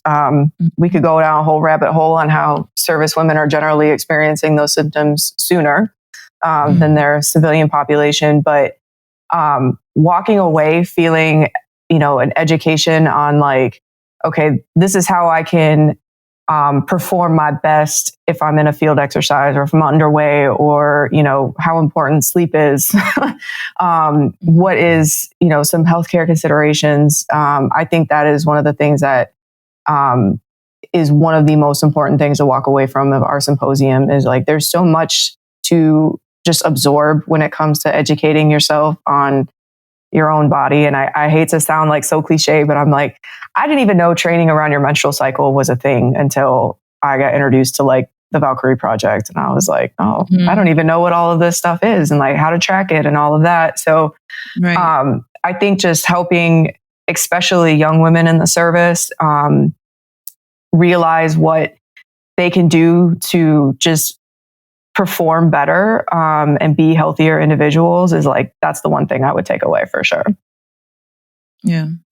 And now that's so true, because I did not really know much about my body as a woman until probably a year ago, I guess, when we had Alana Abernathy on. And since then, and she's come on again, and I've gone to her women's health symposium, and I'm going through this whole, fibroid thing that I've been going through. And so it's just like, just trying to learn my body. It's like, I'm still a toddler in learning my body as a woman, and it's full grown now. And I'm trying to catch up with all of this knowledge that I feel like I should have known a long time ago.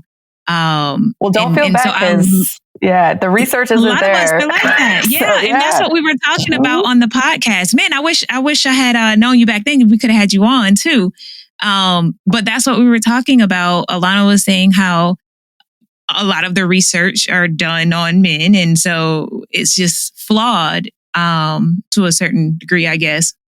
Because I don't want to take nothing away from nobody, child. But they're like, my research is not flawed. But it just doesn't work for us all the time, because our bodies are different. And being in the military, I remember because most people join right out of high school. And so you're still, very adolescent in in learning your body. You typically grow up in the Navy, and it's like we don't have a lot of conversations among women about cycles and periods and all of this stuff. It's something that's so private. Even like, I'm pretty sure I had senior leaders that were going through things with their bodies and, it's a private thing. And now I'm older, whatever you want to call it, and I'm going through these things with my body. And it's like, who else is out there going through this, and that's why I love like how we've been talking about women's health and all of this stuff. And it is becoming like a very popular thing. And I love that there's so many forces that are pushing this information out and it becoming like a real thing. Because outside of military stuff coming up on my TikTok is also a lot of like women's health type stuff and what you should be eating. Promoted to HRT. Instagram is targeting me hard with HRT right now. Right. So, and I was just sitting here looking at this this tea that I have on my desk, and it's like it has ingredients in it that is for the woman's body, and so I've been more cognizant of being mindful of what I'm putting in my body as a woman. I can't just eat everything, not just because of, just health in general, but because I'm a woman. And so I want to do things that are going to, be conducive to my uterus. Okay. Yeah. Yeah. And I feel like, I would love to see like, if y'all remember, maybe like 5 years ago, longer, maybe a little bit longer than that. Like nobody was talking about mental health in the military. Like that was like, ooh, I don't want to talk about mental health. And I feel like that's where women's health is. And, we made a very concerted effort in working with our culture team on putting in, if you go into the Culture of Excellence playbook, there's a sheet in there, there's a 1-pager about women's health. And, that's important for not only women to know, but like our leaders, even our male leaders, just to say, hey, you have a demographic of sailors that just need a little bit different healthcare. And just be aware of that kind of stuff, right? And just normalize it. It's okay to talk about it. Because I think, for most of us coming up as women in the Navy and from what I've seen from male leaders is like, ooh, that's a women thing. You go find another woman to go talk to. And it's like, we don't always have another woman to go talk to. Yes, exactly. And it's so funny. Just when I came back so that was on Tuesday and I had the surgery and everything. So that was my first day back in the office. And I went to go talk to my supervisor, who's a female, and my supervisor and the other supervisor share an office, and it's a male. And I'm very open with talking about like women's health because I'm so into it right now. I'm so into it, and I'm like, I don't care. And my supervisor, we're going through a lot of the same things. Like I've been going through for the past 2 years. She's on the front end of it, and so we've been like, she'll like contact me because she know, and I'm open about what I'm going through. She'll contact me like, hey, did you experience this? Did you experience that? And so I'm very open and honest at work. When it comes to like stuff like that. And so I'm talking to my supervisor about the recovery and, what they found, when they had the surgery.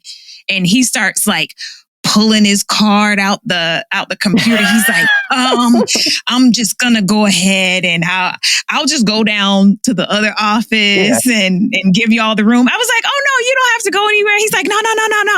You good. I was like, what? You don't want to hear about my uterus? Like I just make it so uncomfortable because it's like at one point he had a female employee. But she's 2 and they've since gone somewhere else. One had a baby or a few babies actually, but she had a new baby. And she was having some complications with that. And that was kind of part of the reason why I think she left, because they were having some tension when it comes to like the mission versus her having a family. And oh, by the way, her husband was in the Navy and deployed. at the time also, while she has these mini babies walking around. Yeah. And so not many M-A-N-Y, but M-I-N-I babies. I don't want nobody coming at me. And so it's like, you need to hear about stuff like, no, I want you to hear the struggle that we go through. Like you need, you sit down and listen to it, because you may have someone that's going through something, and at least you'll be able to sympathize with them, or you're like, not like, oh, okay. Oh, yeah. This isn't my thing. So let me just go talk to them, or they're like, okay, just go home then. Like, no, I'm not, that's not what I want from you. I need a different type of support. Don't just send me home every time. Like, oh, just go home and rest. Yeah. That's how you get into the biases of pregnancy or parenthood. Right. I know so hopefully women's health gets to where we're at with mental health, and where, people are a lot more comfortable talking about it. I'm the same way. I'm, what do I care anymore? I'm geriatric myself. So I'm like, yeah, I'll talk about whatever. Like, right. It's fine. Right, I got a question. I love this conversation, y'all. I love it. You know what I'm saying? Shout out to y'all. Shout out to all the ladies out there. You know what I'm saying? He's over here like, I'm going to go to the next computer. And right. Like, let me take my cat card out real quick. I honestly, like, for me, I like, now that my wife had fibroids, I'm empathetic of it. Young cellular fibroids, or anything. Like, I'm empathetic of the pregnancy. I'm empathetic of HG. I'm empathetic of, like, I got a daughter now, so like, for me, it just gives me that. I like to lead with empathy. I like to know, like, people human, they have lives, and there's other things that's like, everything affects who you are at work. So I like that. But my question for both of y'all is a short answer question, especially for you, Candace. Very short answer question. Do y'all think men and women should have the same physical readiness standards? Oh, man. Short answer. I'm going to say nope real quick. That's my short answer. All right, if you can't go it short, depends. Candace, be careful. It depends. Can I do it? It depends. What does it depend on? Yeah. Okay. Is that the short answer? It depends, or do you want to elaborate? I'll elaborate a little bit. I think that, so for one thing, when we start talking about standards, I think it's very easy to get caught up in the combat discussion. And, that's a very real discussion. That's a very real discussion that needs to happen in the DoD, I guess. But for the general sailor, what is the standard for you to be able to do your job? Physically, as a CTR, I don't really need to be physical to do much, but that's really a discussion that I think Navy senior leaders are having right now, is like, what is the standard? Like, what do I need to be physically able to do as an everyday sailor? So I think for your everyday sailors, I would not have a one standard, but I think I do agree with SEAL, SWCC, hey, here's, what we require in order for you to get this designation and for you to keep it. I think that should be similar. And, what I love about the Valkyrie Project, and, kind of talking and how I, go to this narrative and frame this narrative, and exercise and human performance and coming up with what the standards should be physically is not at all my expertise. There are plenty of people in the Navy that do that, but, if we look at female CrossFit athletes, they are breaking barriers all of the time. So I don't think that it is fair to say that no women could ever meet this quote unquote standard. We have female rangers, we have female SWCC. If you just look at numbers for females going through BUDS, it's a high attrition rate. There's not a lot of females that are trying to come into that anyway. Eventually there'll probably will be one, but it's going to take time. And I think that, there should be an equal amount, but at the same time, that is a lengthy discussion. So I think it depends. I guess it depends on that. Right. I think it's a discussion that the Navy and the services really have to work out on, like, what is just your general standard for each of our ratings, and what do you need to be able to do on a ship, on a sub, in an aviation squadron? Like, what does your physical standard need to be?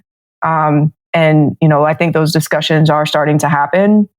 But when it comes to like framing it around like this is what the combat standards are, then, you know, make sure those standards are realistic. And, you know, that's another thing that we could get, I could get into a discussion is like, well, the requirement is 20 pull-ups. And I'm just saying that.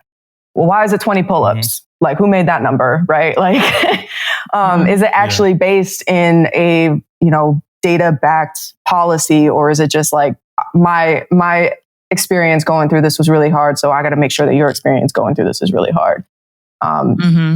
So hopefully that was short enough. I know I talk a lot. So for Valkyrie, right? You didn't come in a Valkyrie without a resume. You were a part of WIT, right? Before Valkyrie. I'm actually looking at a picture of you right now. Oh no. Sitting at a table wearing your type 3s. I swear I think this you. As one of the WIT sessions, the Women's Initiative team. You said you got some public pictures from there, right? Yeah. And this was kind of established through a NAV admin back in 2024. Right. Right. What can you tell me about like WIT as far as, so we talked about WIT, we talked about when it was announced. What was the aim? What's some of the things that were done? What's some of the things that like looking at in the future? What's some of the things that WIT's doing right now? Well, right now, it doesn't exist. You know, all of the service WITs were disbanded. So for one thing, I didn't know that. Yo. Yeah. They all got disbanded, unfortunately. When? Be careful. You know when. You're setting yourself up. When did they get disbanded? But be careful. That's some old shed and shark type question. So after January 20th, they got disbanded. I'll just leave it at that. For real? Yeah. You know, so they got dissolved across all the services. The Marine Corps never had one, but the Air Force actually had theirs since like 2008. And it was really a grassroots effort that they started. And they were able to advocate for a lot of policy changes. So looking at parental leave, pregnancy, or maternity flight suits, you know, that was a big one of theirs. And they have, I mean, again, since 2008. So they've been advocating for a long time. So, you know, the Army stood theirs up then in like 2022. So it really gave the Navy leverage, I think, at the time to say, hey, we should establish a women's initiative team. We have a women's policy office. This was something that was identified by the fleet that, you know, we wanted to have a women's policy advisor. The next natural step would be to have a women's initiatives team, just like the other services. And I will say, just from, you know, my working with joint service members and then having, you know, some friends through the Valkyrie Project and other services, it is so beneficial to really know what the rest of the joint force is doing so that we can, you know, do similar policies or learn from them or, you know, tweak it a little bit. I mean, the Navy is going to have unique challenges just by nature of us being in the Navy. But there's still a lot of things that we can share from the other services that benefit the joint force as a whole. So, you know, that was really a big reason behind it. You always used to tell people, like, women's policy office is very small. We're tiny. We're a tiny office. And I have a particular experience, but like, I've never been on a sub. I'm not a foreign area officer. I've never been in an aviation squadron. So like, all of these communities in the Navy really have their own unique set of challenges and barriers.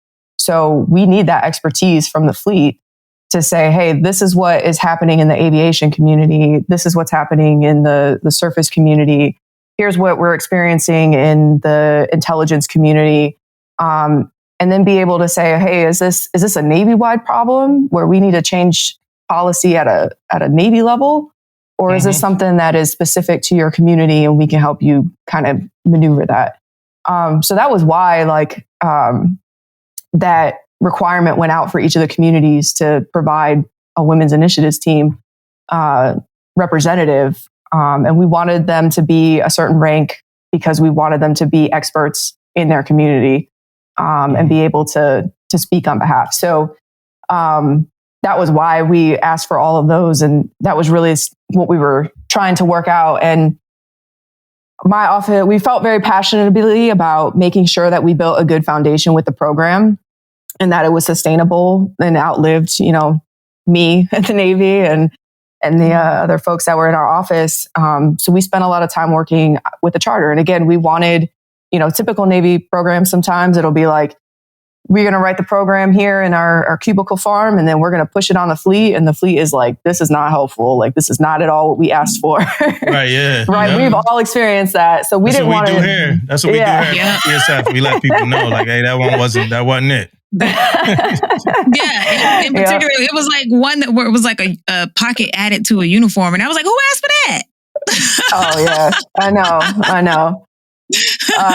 I liked when y'all had Bill Houlihan on there after he did the pregnancy detailing nav admin. I was like, I told you, Bill. I told you. I hope he's listening. I told you, Bill. But, so we wanted to build a good foundation. And so we wanted to have that subject matter expertise and that perspective from the fleet to build a charter that made sense, that actually benefited the fleet. So we spent a lot of time doing that. We also wanted to get input on lines of effort, just because I think that having a certain pocket on a uniform is like the best thing in the world doesn't necessarily mean that anybody else does. So, getting that in and really identifying like how we want to prioritize things. What is a policy change? What would we potentially have to go through with like legislation? What research do we need to get in order to help drive the policy change? So we're trying to get through most of that when unfortunately it was disbanded. So it's a network that's still out there. I hope, if any of them are listening, like I'm going to continue doing this with the Valkyrie Project. So I still want to hear about the issues and the challenges and the barriers. But it was really disheartening that it was canceled. For sure. And I think, I think there was a lot of questions when it dropped on like, why do we need this? This is, whatever. But there was a lot of people that were really excited about it. And it's definitely sad that it's like not there. But yeah, I thought it was long overdue. My question, and it sounded like it was, if you're saying somebody had it in 2002, somebody like, it sounded like it was long overdue. I mean, if y'all are familiar with DACOIT, so that was the Defense Advisory Committee on Women in the Service. That was stood up in the 70s. I mean, we've been going back since the 70s on trying to create some of these changes. So what do you got to say to people that feel like when you break out a group, or you create a core group for a certain group of people that's typically a minority group amongst a majority. What's your thoughts when people say doing something like that creates division and separation? Usually I would say like we're gonna advocate for every sailor. Like that was the one thing first and foremost. Like we will never say, oh, that's a men's problem. We don't do that here. Yeah. And a lot of the policies that I would like to see change and I like to continue to advocate for with VP benefit everybody, I mean, we're, one hill I mentioned this in the Service Women and Women Veterans Caucus that I sat on last week in Congress is like, we don't have a policy right now for bereavement leave for stillbirth or miscarriage in any of the services. And that affects women, of course, but it also affects men. And we don't have a policy for that. So, especially for men, I mean, most of the female sailors will get convalescent leave, but what about their partner? What about their partner that needs to potentially take care of them if they're going through something a little bit more physical? So a lot of the policies that any of the women's initiatives teams across any of the services were advocating for, they also help men. One I used to talk about all the time was actually an Air Force policy where they adjusted the height requirement for like anthropometric requirement for air crew and pilots in ejection seats. So there was like, your arms got to be a certain length. You got to have a certain like sitting height. So it was disqualifying a lot of shorter females. But when, they look at it, it's like, well, that also disqualifies short men. So if we need to, hit our recruiting and retention numbers, that's a pool of people that you're missing out on for this arbitrary standard that really didn't make any difference. And the Air Force is really great about studying that and advocating to get that policy changed. And that benefited not only the Air Force, but the Navy as well. Yeah. And just, my little thoughts on it is like this. If you got a majority group of people, the common trends are going to come from the majority group of people. Yeah. So trends, whether good, bad, or indifferent, if it's a majority group, most of the trends going to come from that majority. If you throw like 5 people amongst 1,000 and you ask them, man, that might be too big a number. If you throw 30 people amongst 300 and you ask them like, what are all of the issues that they have, and most of those issues going to come from the 270.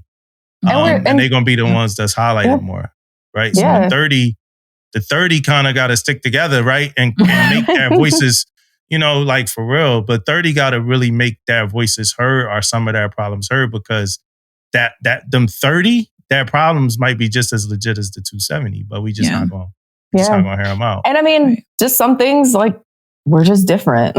That's it. We're just different, like if I'm going to advocate for women's healthcare, like, because it's different. It's not not an opinion. It's not a political statement. Like, it's just, we are physically different, and we just sometimes we have different requirements. So. Yeah. And then one of the things you talked about was being in like a workshop full of dudes, like being the only woman in the workshop full of men, and these dudes talking about, women and other, like, women on the ship or women out, celebrities or whatever they talking about. And you just hearing the conversation, and like, it's some women that like grit and bear it. Like they grin and bear it. Like they like, laugh it off, but it's some of that stuff they don't want to really hear.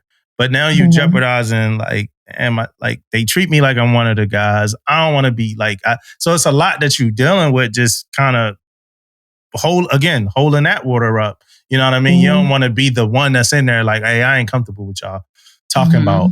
Because then you get outcasted. Damn, like leave Sydney Sweeney out of the conversation today. You know what I'm saying? Like, y'all going crazy over her dress at the Met Gala. You know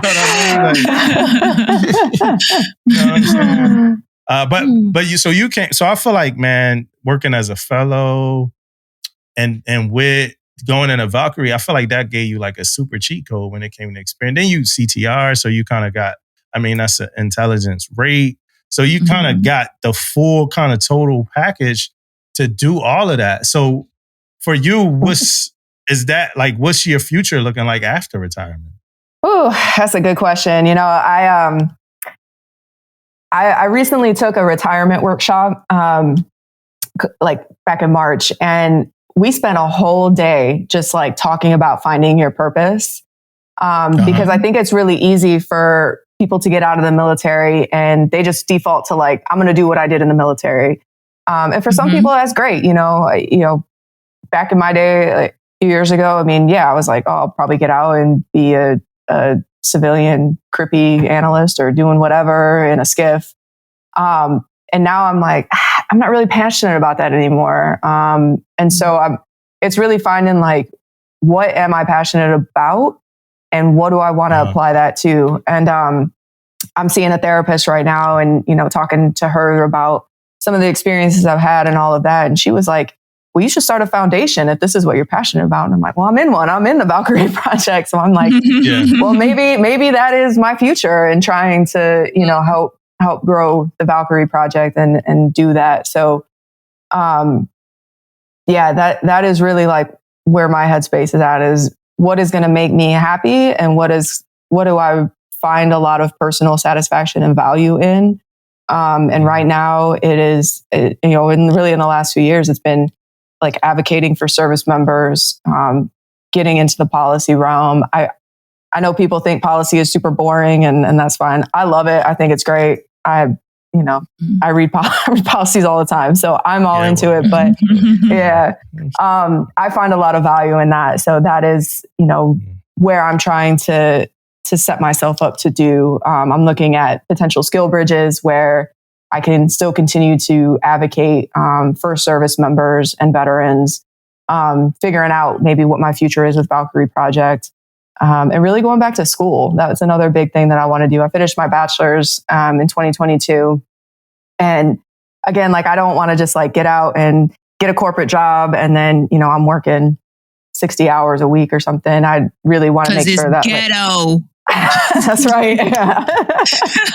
The only people ask me like, well, what kind of job you want to do? I'm like, my only 2 requirements right now that I have is that I want to work in the private sector and I want to have the ability to remote work or telework. I want that flexibility. I'm like, other than that, I don't know.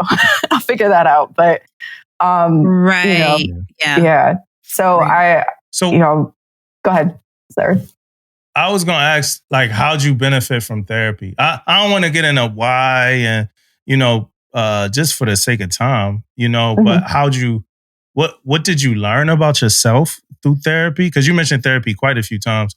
And then, like, how'd you benefit from it? It's like, so it is, I've gone through a lot of very high up tempo, high stressful deployments. I've had quite a few of my colleagues that were killed either in training or deployments. And I think holistically, we're really good at just being like, well, I'm still on mission. I got to accomplish this. And we just bury it down so that we can get through the deployments. Right. And survive, whatever that may look like. So going to therapy, like, really helps me unpack that, those experiences, maybe some of my feelings during being stationed there, whether it was, we talked about earlier being the only female in a group. I was talking to a friend of mine recently who's also in therapy, and I'm like, I remember feeling so close to some of these guys, and not that they were bad guys, but like, if I needed something at 2 a.m, if I was stranded at the side of the road, I'm like, I'm not sure any of them would have answered their phone because, what are their wives going to think? Or, then they're talking to me and it's a problem. And it can be very lonely. So it's good. Yeah. It's good to like talk through that and unpack it and like really feel it and process those feelings to be like, all right, I've processed it. I can deal with it. And, therapy is hard. I'm doing EMDR right now. It's work. It is exhausting. But it's worth it in the end because I definitely feel like it has helped me really unpack like the root cause of some of the things that I felt, dealing with how I felt, and then, how to deal with it and, how to deal with that moving on and good practices, I guess. So I'm a big therapy fan. I think everybody should go to therapy. It doesn't have to be medical therapy. Like, it doesn't have to be, a clinical setting. But, talk to a counselor, just vent. Sometimes I used to go see an operational psych and I felt like I was just there to just like shoot the shit with her and just vent about how crazy the command was or whatever. And it was just like, I just feel better. Okay. Right. Just to feel heard and seen, even if it's just for a moment and no real conclusions come out of it, but you just kind of get a chance to just kind of let it out. Yeah, exactly. And someone validates, like, it's okay for you to feel how you're feeling. Like, that doesn't mean it's right or wrong, but it's okay for you to feel how you're feeling. Yeah. And feel it, like really feel it. Yeah. Well, what do you do for fun, Candace? Whew, I'm trying to figure that out now. That's a real thing when you're in, because it's like, what do I do for fun while I'm active duty? Whatever the Navy tells me to do for fun. Yeah, exactly. Yeah.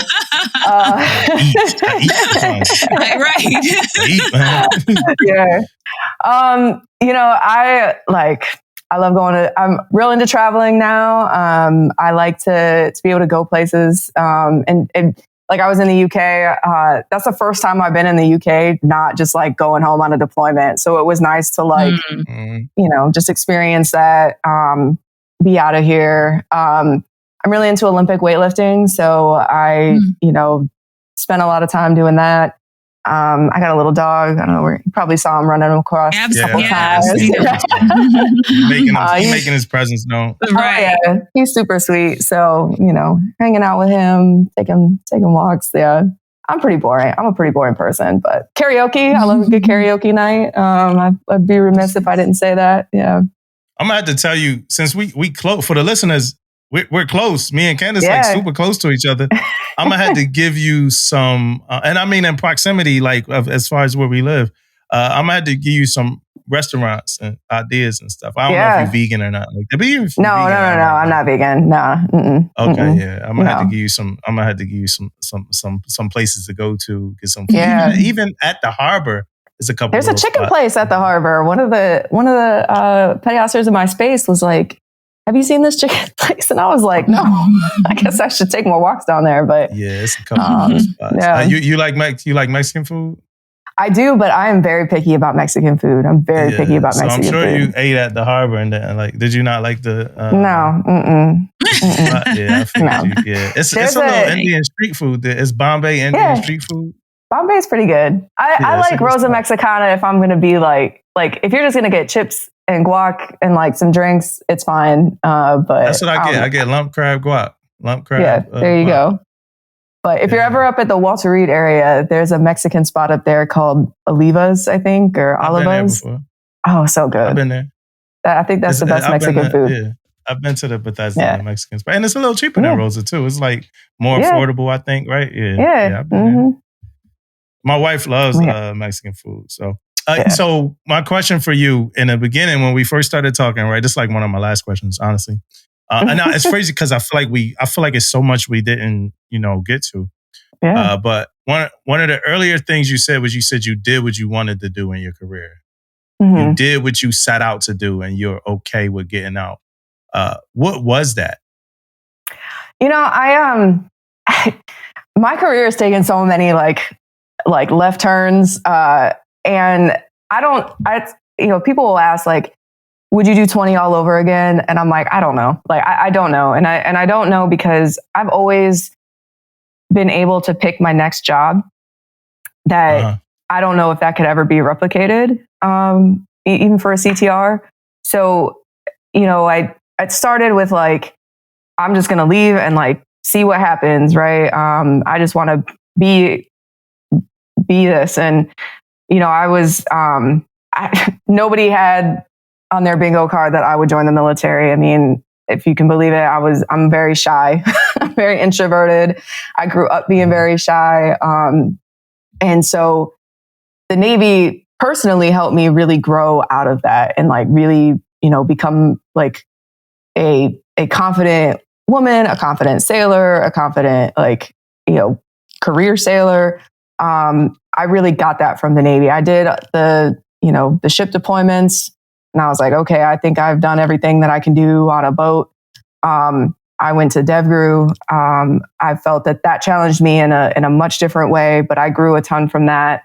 That's where I made chief. So that was a whole experience. And then when I went to JCOG, that's where I made senior chief. And that was a whole new, set of responsibilities and new challenges. And then going into a fellowship and now women's policy. I mean, I think I said it earlier, like, I don't know what other job in the Navy I could have that to me challenges me like in a way that is still something that I'm real passionate about. Not just, if I had more time on my contracts, like I'd probably go command. I think that would be what I would wanted. And a few years ago, that was, the path I thought I was going to take.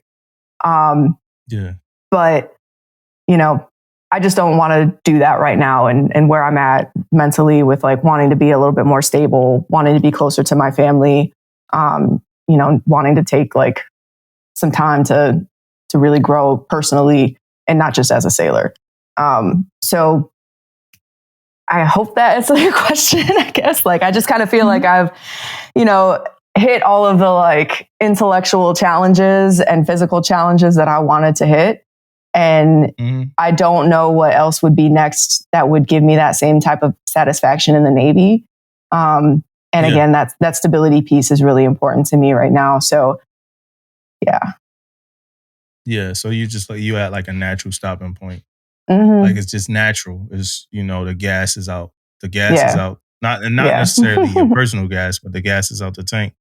I would do, if I had to do the 20 again, like you said, like you were saying, if I had to do 20 again, it would be the same 20. It would start in 07. It would be that same exact 20. Nothing different. Every mistake I made, I would do everything exactly the same if I had to do it again. No advantage of experience, nothing like that. I agree. What did we miss? I have a question. I've been going back and forth if I want to ask the question, but it's really tearing me. I just gotta end. It ain't one of those questions. It is not one of those questions. I'll be careful. Because you've talked about like going to the congressional hearings and stuff, be right? Be careful. Yeah. He's scared. I'll tell you. I'm going to tell you a quick story. I know. I'll tell you a story quick. So I went go ahead. Be careful. It'll be fine. It's fine. I'm just joking, y'all. That's the title of the episode. Be careful. Be careful. Yeah, it probably should be. Be careful, Candace. We got asked a question last week when we were doing this, and I did it in a personal capacity. Like I was speaking Candace's opinion. I was not on behalf of the Navy or the JAGs out there. But we got asked, like, are you scared? Are you worried about speaking up in the Navy or in a personal capacity or on social media? Because even though the WITs are disbanded, there's still those Facebook groups. I mean, female CPO birthing, the Air Force. They don't call it the Air Force WIT anymore, but that Women's Initiatives group, like, they're all out there. And me and I knew the Air Force lady. I've known her for a while, and we just kind of looked at each other and we're like, no, like, I feel like it is my duty to speak up and continue to advocate for folks. So I know I'm supposed to be careful, and I won't. This is all Candace's opinion. My views do not represent the DoD or the Navy or women's policy. But it's fine. It's fine. But I thought it was really interesting that she asked us that. Are you scared? It's like, Candace said she never scared. So you talked about going to the congressional hearings and all of that, and speaking, answering questions, on behalf of the Navy, right? Mm-hmm. So it wasn't a hearing, but on behalf of the Navy, I did get to participate in this caucus in 2023. So they did one, and it was official. So I spoke on behalf of the Navy. We had official representation from each of the services there. A little different from a hearing, and where like it's not a testimony, and it wasn't like publicly available on C-SPAN, because I know there's so many people out there that watch C-SPAN like me. But I have gotten to do that in a little bit of a capacity. Yeah. Okay. So I was listening to your timeline earlier. So if I'm correct, you weren't there when Congresswoman Jasmine Crockett called I watched it. Fine, bad, built body. Like, is that how it really goes down in there? Because it just seems like, I was like, dang, that sounds like what do you call it? The eval ranking, the E6 eval ranking. That's how they're getting down up in there. So is that how is? So I tell people, like, open hearings are for news clips. Like, the real work gets done in the closed hearings, right? A lot of people want their, like, gotcha moments. And, I like Jasmine Crockett, so I don't know, I thought it was hilarious. But I thought it was hilarious. Yeah. There's some wild stuff on C-SPAN. I'm telling you, like, people hate on it, but I've got people in my office watching hearings now. because it gets spicy for sure. It definitely gets spicy. I don't think I realized it. I'm like, oh, they are just as petty as us regular people. Oh, 100%. 100%. What's the dude named Matt Gatz or whatever? What's his name? Gates? He's gone now. Yeah, He's gone now. That dude had me cracking up, man. If he wasn't, I don't know. If he wasn't so terrible, like with just some of the shows, but he was funny though. Wow. Oh, crazy. It's crazy. Yeah. Hey, Candace, it was great. It was a great Thank conversation. It was. We need a like a legislative person. You know, we need somebody that like reading law and code, man. I'm a nerd. I'm a nerd through and through for sure. I know. Yeah, we need that. But no, I appreciate you, and like I said, I appreciate Valkyrie and just your career as a whole. Everything you did, it seemed like a unique path after you left the ships, working with Dev Crew, and then doing the WIT thing, and then the fellow thing. Like it just seems like a really good thing that like only you could do in the Navy. Like only you could go from this to this to this to this to this in the Navy, like all in one kind of 20-year span. You know, some people, they had to live 70 years to do all we do sometime. I know. So I definitely appreciate your story. Hopefully I'll catch up with you at some point around here sometime. But thanks for kicking it with us and joining us, man. Shout out you to for the having Valkyrie me. Project too. Thanks. Yeah, we appreciate it. What you do? The little sound effect that needs a sound effect. Which one? Like this one? Ladies and gentlemen, Candace Esquivel. Yeah, they've been a real one. They've been a real one.